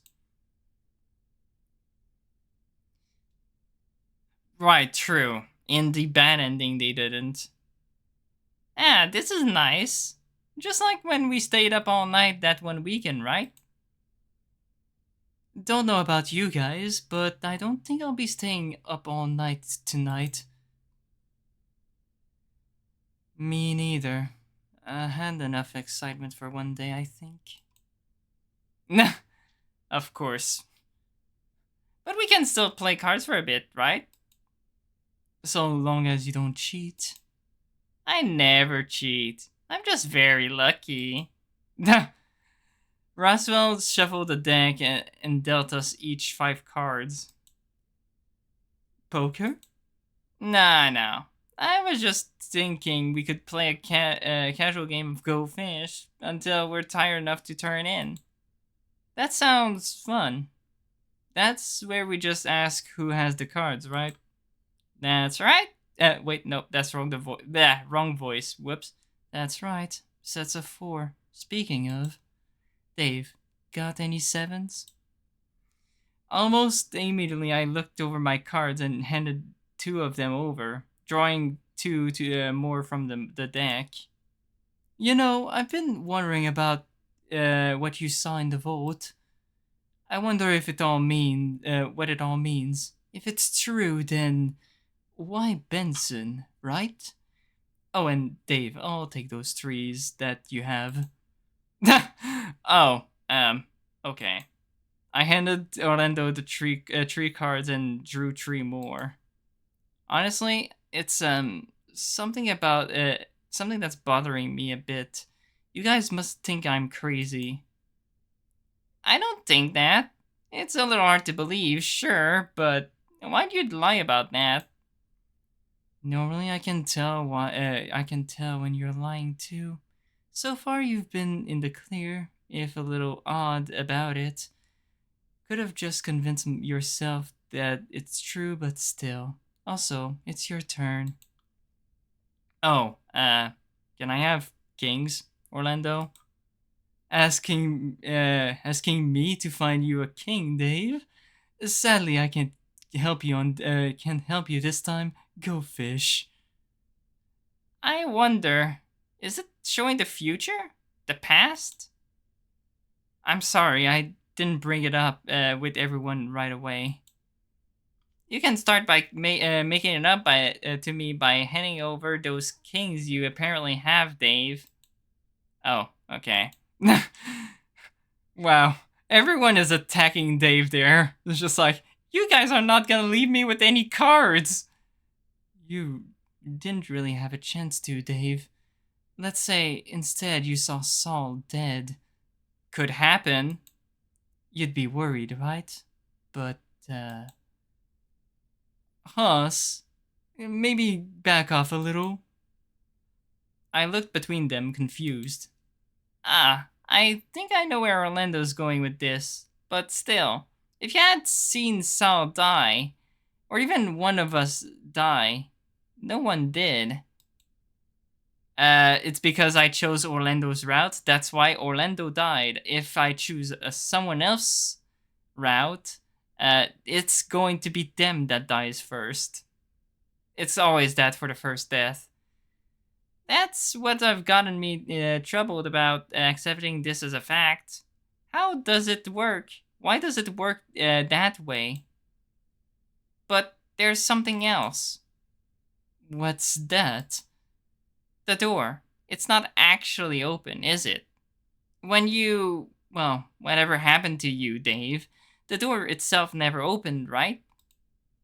I don't think so. Well, damn. I was hoping that we'd have some insight as to what it was behind it. Money, the meaning of life, something, you know?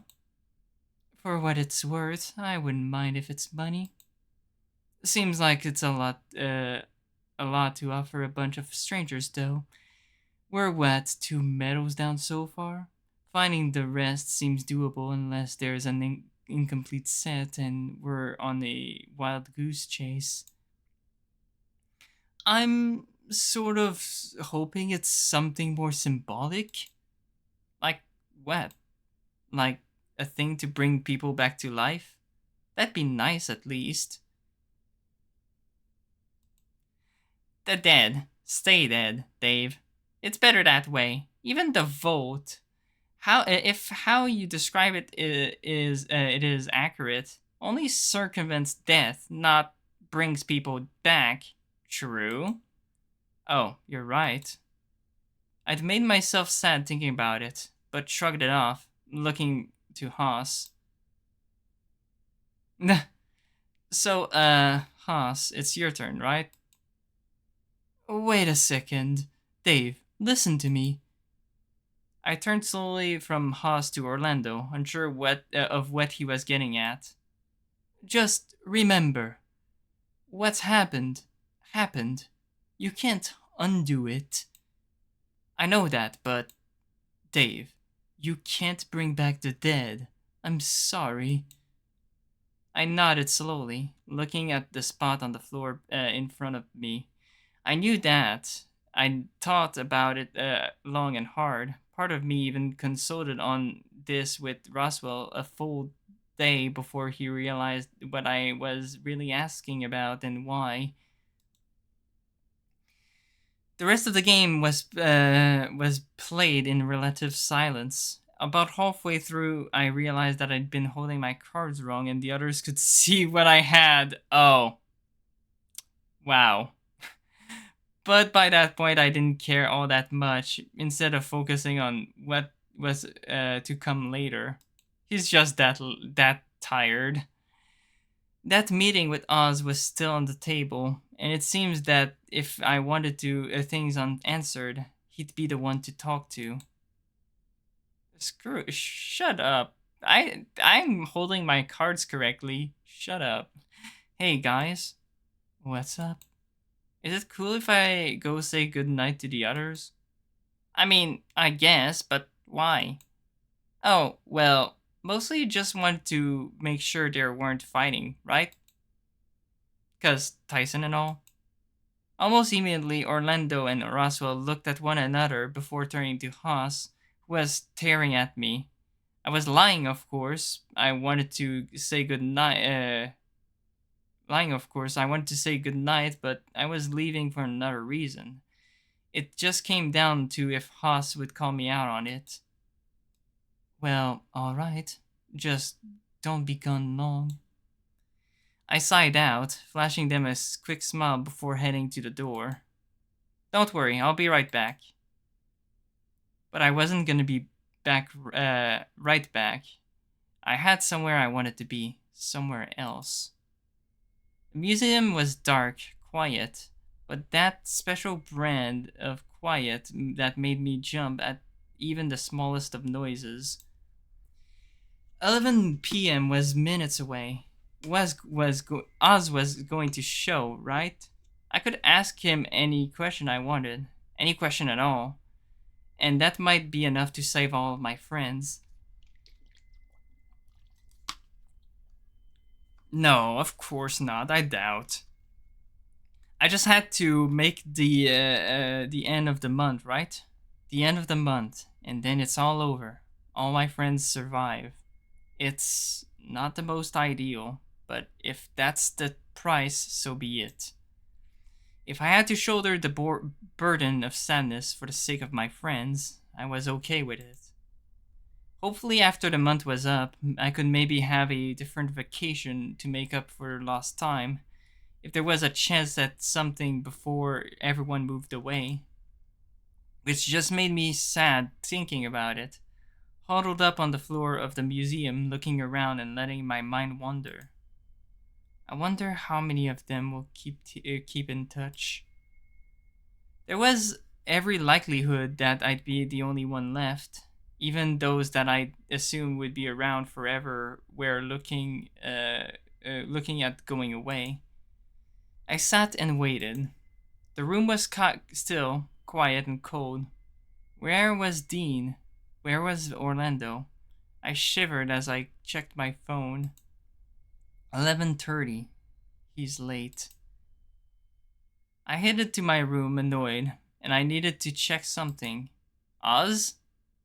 I didn't bother hiding my tone. This was it. The moment I'd find out if this was some cruel prank played by one of my friends if or not.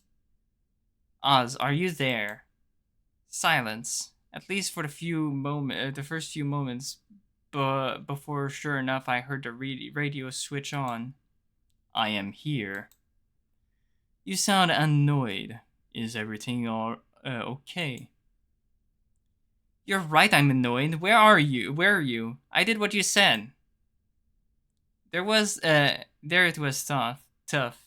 Unless someone else had left their room, and it was easy enough to confirm, Oz was indeed a ninth person within the house. I was in the library. No, you weren't. You were in the museum. Wait, what? I designated the library as the meeting location. You opted to go to the museum.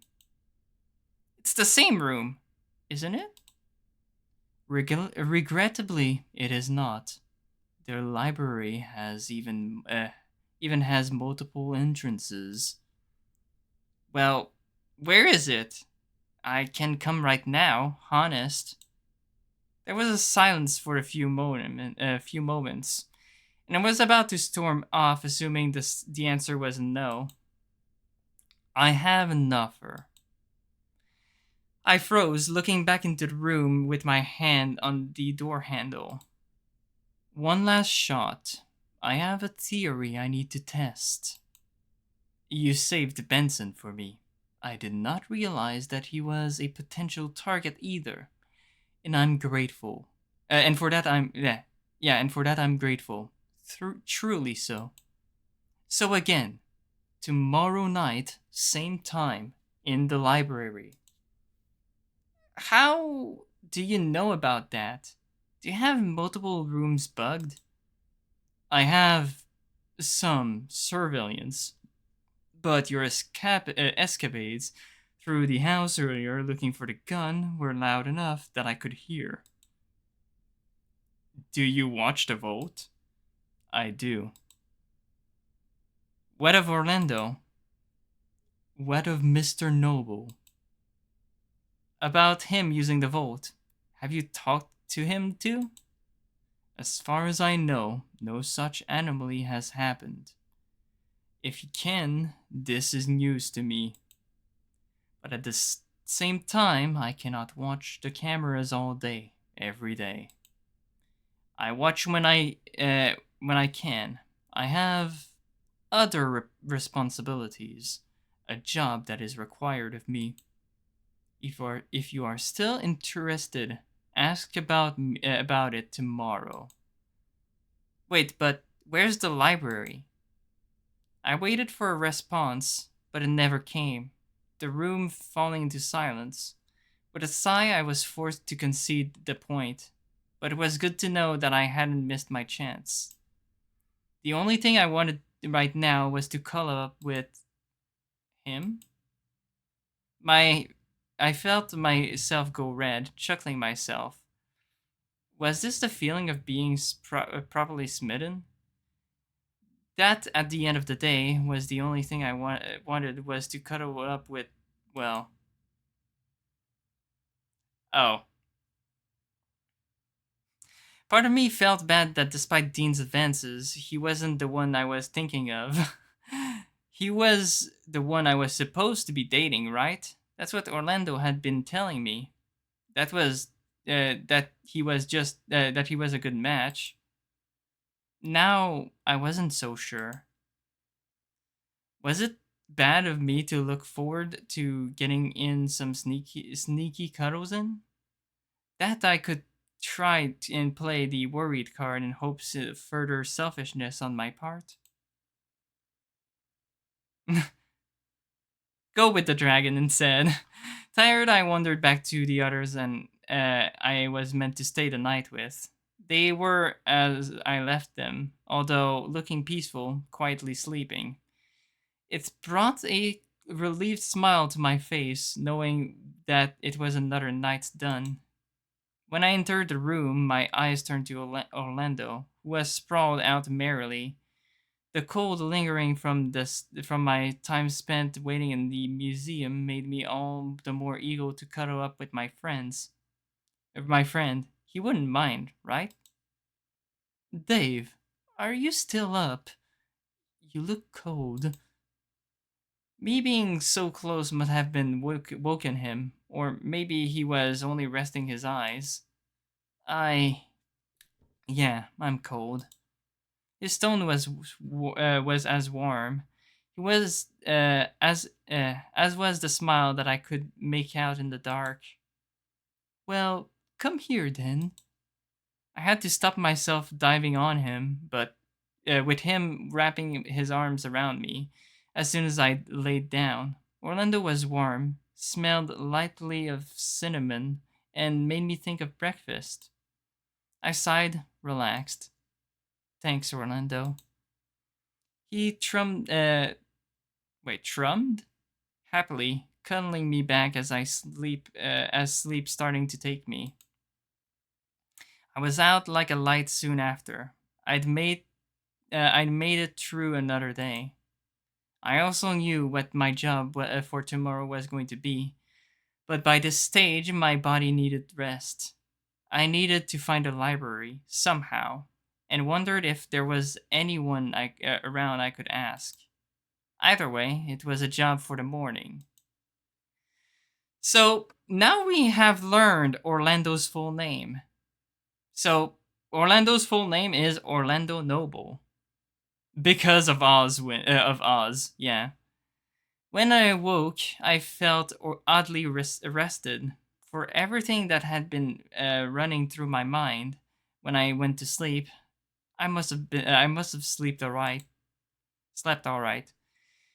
I was toasty warm, a relaxed sigh escaping as I cuddled into the mass of dragon that had fallen asleep next to. I was just, uh, I was, I was just how I remembered falling asleep, cradled by Orlando's arms, cuddled for both comfort and warmth. With my ear pressed up against his front, I could hear the low rumble in his chest, along with his heartbeat. I wasn't sure if it was uh, just how dragons purred, or if it was the sound of his fire going on in there. But it was nice to listen to. I just lay there for a bit, basking in the warmth. It wasn't often that I got to enjoy this, with Orlando rarely getting the opportunity to sleep over. But every now and again we fell asleep, ending up in something like this. Rarely this close, though. The minutes ticked by before I nudged Orlando gently, trying to rouse him from sleep. Hey, why are you poking me? The comment came out immediately, kept in a hushed tone. Oh, you're awake already? Mm hmm. Been awake for a little while now. You were just so comfy I didn't want to disturb you. I feel like I'm sitting next to a fireplace. It's nice. Well, don't need to get up just yet. Did you sleep okay? Alright, I guess. How about you? Orlando backed off so he could sit up and stretch, quickly throwing a pillow over his laps as he did so. Not too bad, all things considering. But we'll see how today goes. I didn't make a mess of things. Guess I sort of forgot about it with what happened with you. I put a hand on Orlando's shoulders as I looked back to the others. Roswell was happily spooning a pillow, fast asleep. Whatever he was dreaming must have been pleasant. By comparison, Haas was looking equally peaceful but not as happy as Roswell. He too seemed to be asleep, resting on his side. That's what's the plan with that? Probably talk to Saul some more about it, if he'll let me. It's a start, but I'm still a bit shaken. Some more closure would be nice. That sounds good. If there's anything I could do, let me know though. No sooner than the words were out of my mouth, the others began to stir. All three of us taking a few more moments to properly wake up before acknowledging one another. Morning. Yeah, good morning, everyone. Did you sleep okay? Did everyone sleep okay? Brilliantly, in fact. Ready for another day. Oh, I didn't sleep too badly myself. Gotta get that beauty sleep in, right? Beauty sleep? Really? Do you have to be so extra in the do you have to be so extra in the morning, Haas? Oh, sorry. Extra what? Extra, you know. More than what you can handle before coffee, Dave. Oh yeah, hard skip on that then, please. Haas, do you really care about your appearance that much? What makes you ask? Well, your mane is a mess for starters. It is? Huss hurriedly tried to comb it back into place with his fingers. It was hard to tell if he was putting on an act or if his efforts were genuine. It doesn't look that bad, Haas. Don't worry about it. To be honest, not getting it sorted soon after waking can get it all tangled, which is a pain already to comb out. Oh yeah, I don't like getting my fur brushed when it's like that. It hurts.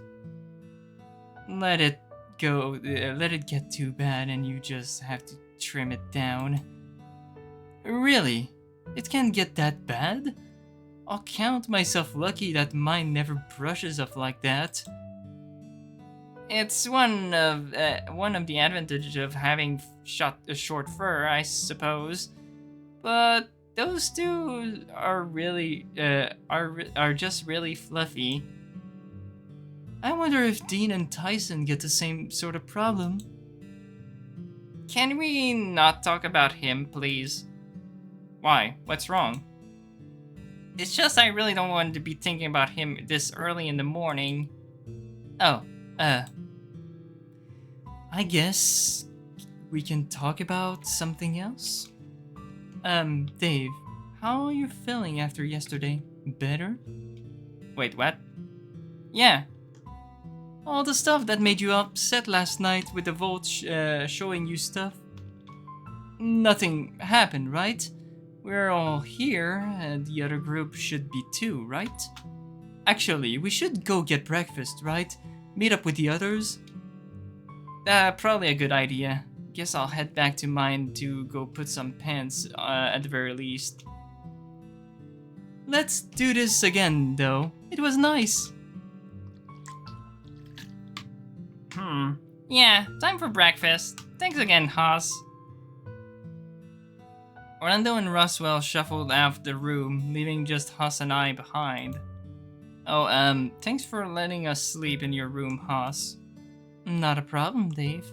Now scram so I can get changed. I filed out of the room to head back to my room so I could get changed. But on my way over to mine, I noticed Orlando waiting by the door into his room, half hiding behind it and watching me as I went by. Is Everything okay? Mind if we chat for a little bit? Won't be long, promise. Oh, sure, what's up? I wandered into Orlando's room, with him closing the door behind me as I was in. I was getting the vibes similar to the day before when he cornered me into the kitchen. Be honest. Everything about yesterday, last night, you were telling the truth, right? I frowned, giving Orlando a look. Of course I was telling the truth. You're not thinking I lied about that, right? No, not really, well... There was a few moments of silence before Orlando continued, notably picking his words carefully. Maybe I feel like coming clean might have been the wrong thing to do. But no, hear me out on this. What if the person behind it can also do what we can, or get the vote to work, right? But then, why would that matter? We can just undo everything we see, so... Can we? We don't even know how how it works.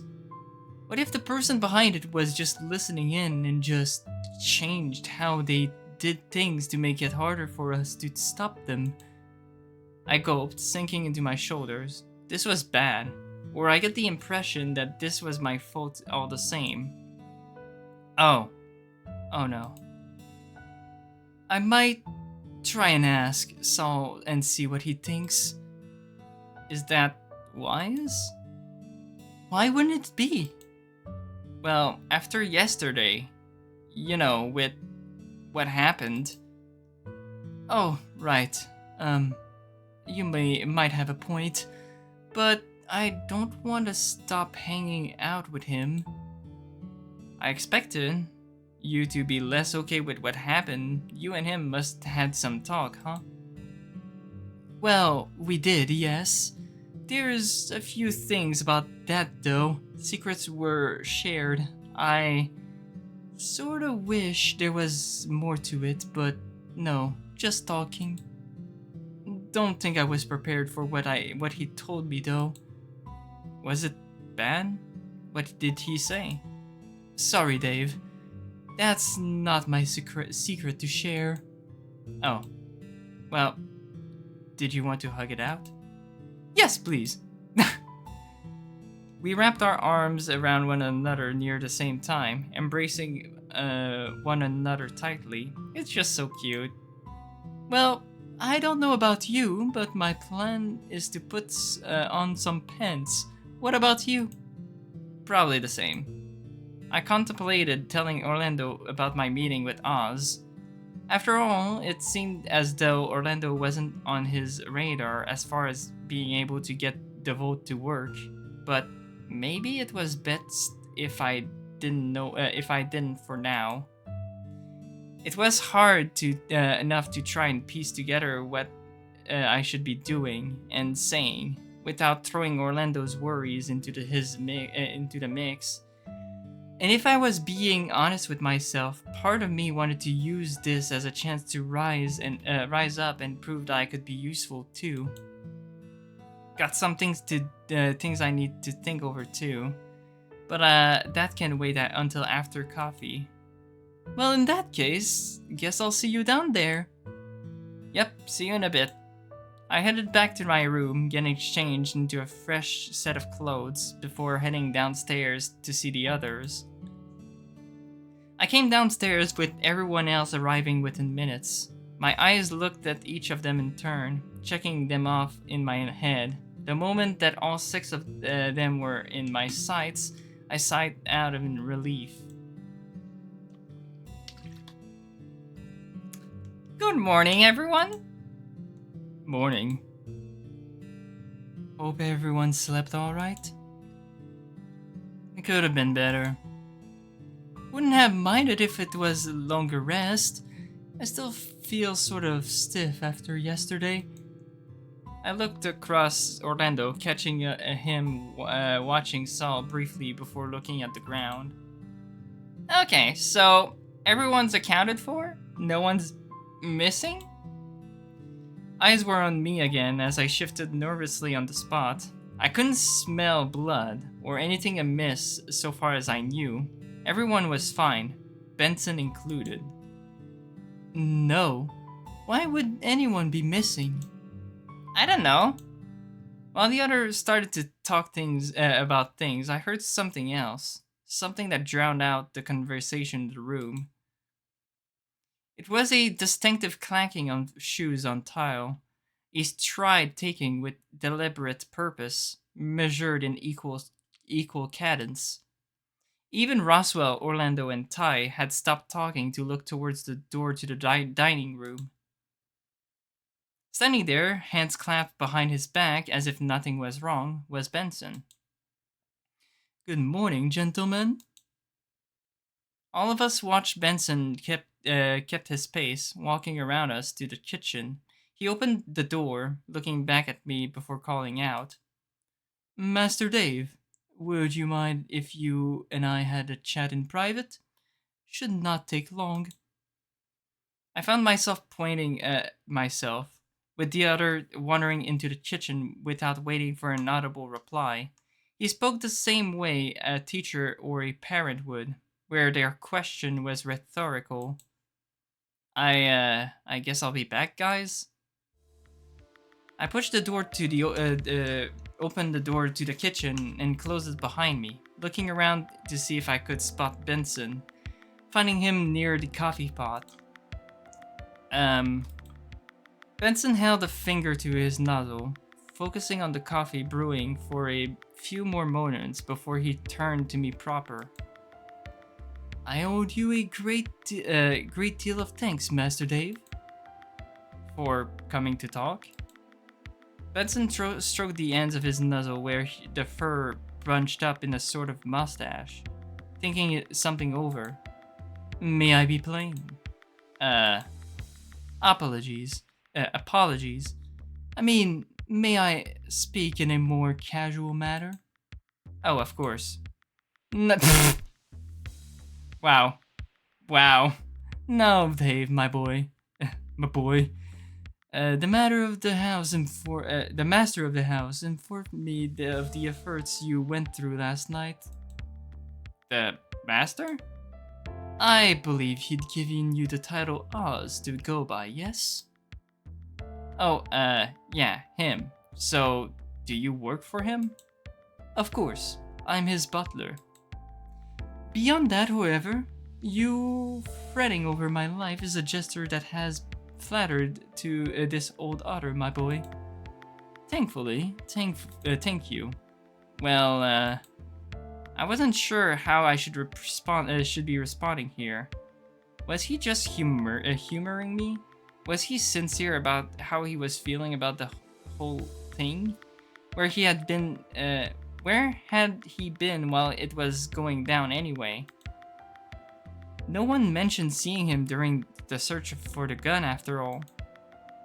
As a sign of my gratitude, may I offer some advice? Advice about what?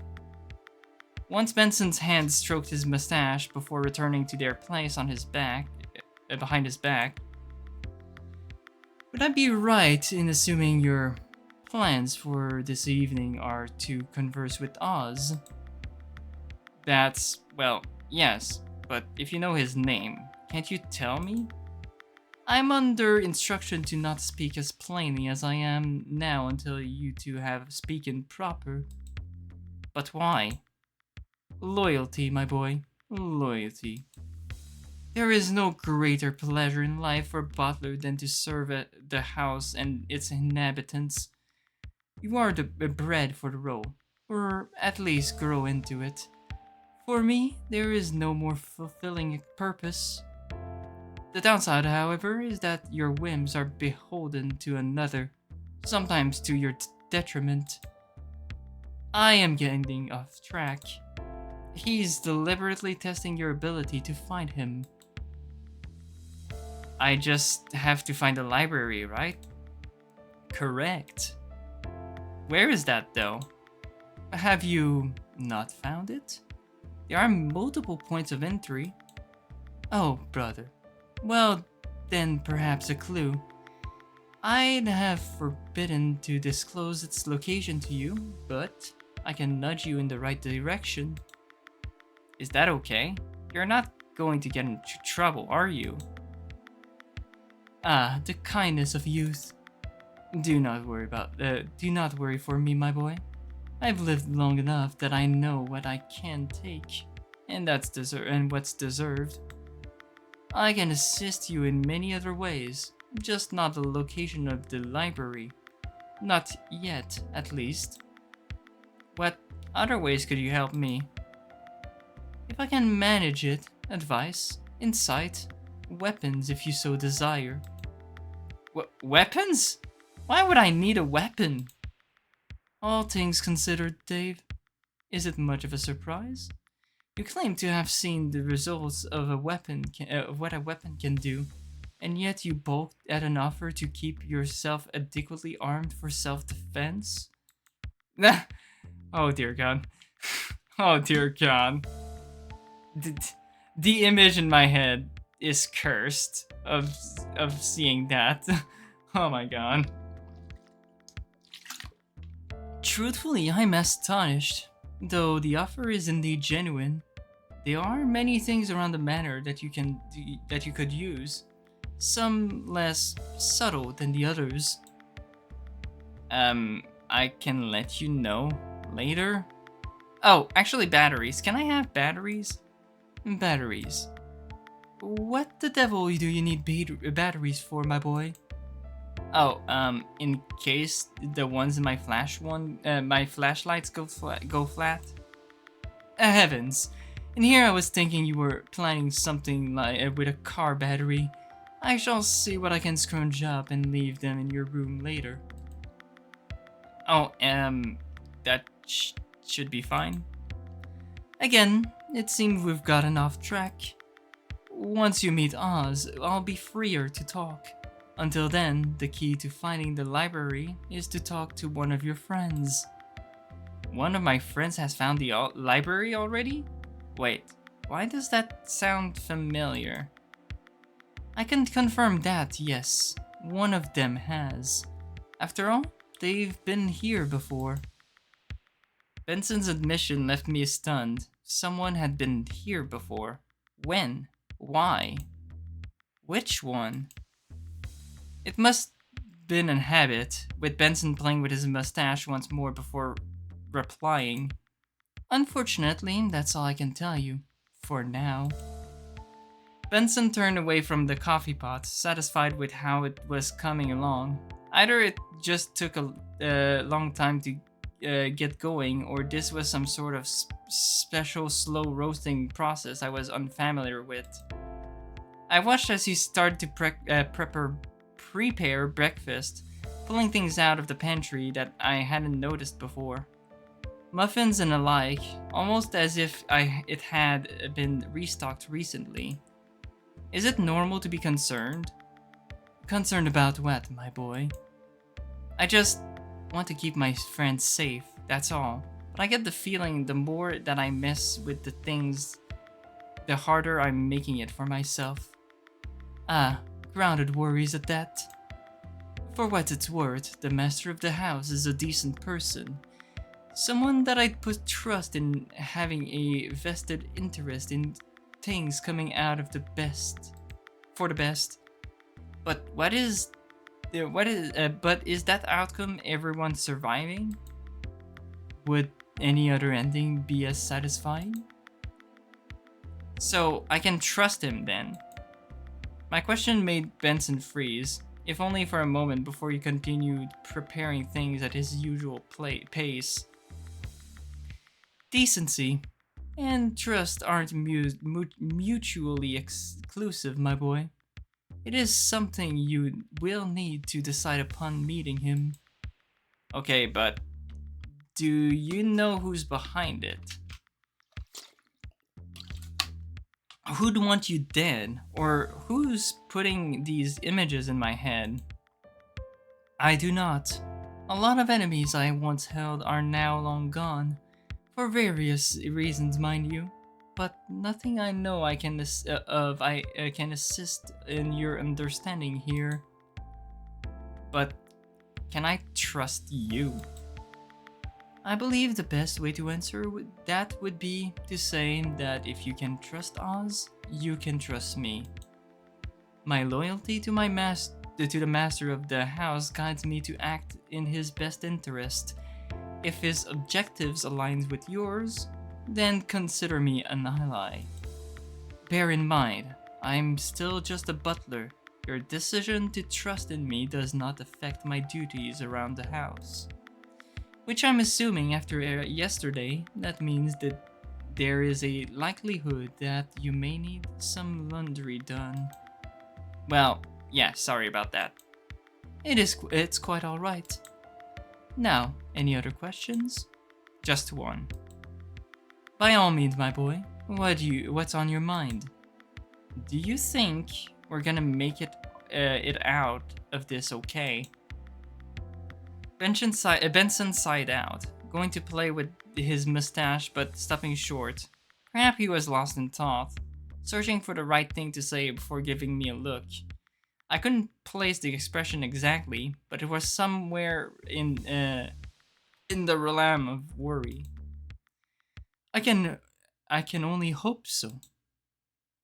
We stood in silence. Maybe Benson breaking before I did to continue preparing breakfast. Meanwhile, my eyes found the floor, tired again. Coffee. I needed coffee. Everything going all right in here? I jumped, not hearing Haas enter the kitchen. Haas. Oh, Master Haas. Yes, everything is fine. Master Dave and I were just having a chat, that's all. I hear you all had a busy day yesterday, and you had some concerns about my well-being. Well, truth to be told, I heard much of it myself. Oh, I see. Where have you been anyway? You've been scarce lately. Just resting the old bones. When you get to my age, you fall under the weather from time to time. Yep, lying. Pardon? You're lying. Lying. My, what an amusing idea. Perchance, would you be willing to lend a hand with breakfast? A man with keen sense such as you must make for some excellent conversation. Sure, I don't mind giving a hand. But what about you, Dave? Gonna help out too? Wouldn't blame you if you wanted to head back out to the others though. Dean and Tyson were getting angsty as to how long you were being. But I'm not sure how much of that is there was of coffee coming through. So, we're supposed to look for someone that has gone to the main manor before. Colin, you're gonna like the answer. The answer is not Orlando. It's actually Haas. Haas actually went to the manor before. He knows something that we don't. So I'm gonna stay in. Oh, I can help. Sure. What do we need to prepare still? All things considered, with the rate at which you go through coffee, it'd be appreciated if you could brew another pot, Master Dave. Oh, you'll see. The how. I nodded to Benson. It seems as though speaking plainly was over in favor of taking an air of professionalism in form of extra people. You'll see. Haas seemed to be pulling things out of the fridge while Benson continued basic prep work. I wasn't sure if Haas was just dictating what we were having for breakfast and Benson was just going along with it, or if they were in sync already. Master Haas, you've made me curious now. Curious about what? I was in fact lying. How could you tell? Oh, just natural talent. Always had been able to clue in when people weren't being truthful. Maybe it's all the time I spent around my siblings trying to figure out if they were fibbing or not. Ah yes, that would do it. A skill such as that, though, would have fine application in law enforcement, or perhaps the courtroom. Thanks, but no thanks. Not interested in any of that sort of stuff. Comes with the territory, you know. Territory? What sort of territory? Just where I fit in the world. Easier to pick up what people are intending from afar. No point in confronting anyone about it if you're already in the know of where you stand. Sometimes it's better to just go along with it. What, like acting? Sort of. Sometimes the best place to find information, or even hide it, is right in plain sight. But why? How? I believe I follow. Who questions what's right in front of their face? People are typically prone to believing what they see at face value. Got it in one. An interesting concept, to be sure. I'd agree with Master Haas on this. There have been many a time where telling someone something with no air of illusion has brought them to around believing what I've said. Even if it wasn't a blatant lie, or even subtle misdirection. Isn't that bad, though? Okay, so lying is already pretty bad. Why would you need to lie? Morality is a fairly grayscale, Master Dave, varying greatly based on one's experiences and perspective of the world. Not that I disagree, but what makes you say that, Benson? I've served the Hammond family for countless years now, caring for the masters and mistresses of the manor and their guests. But not every head of the house had been a pleasant individual.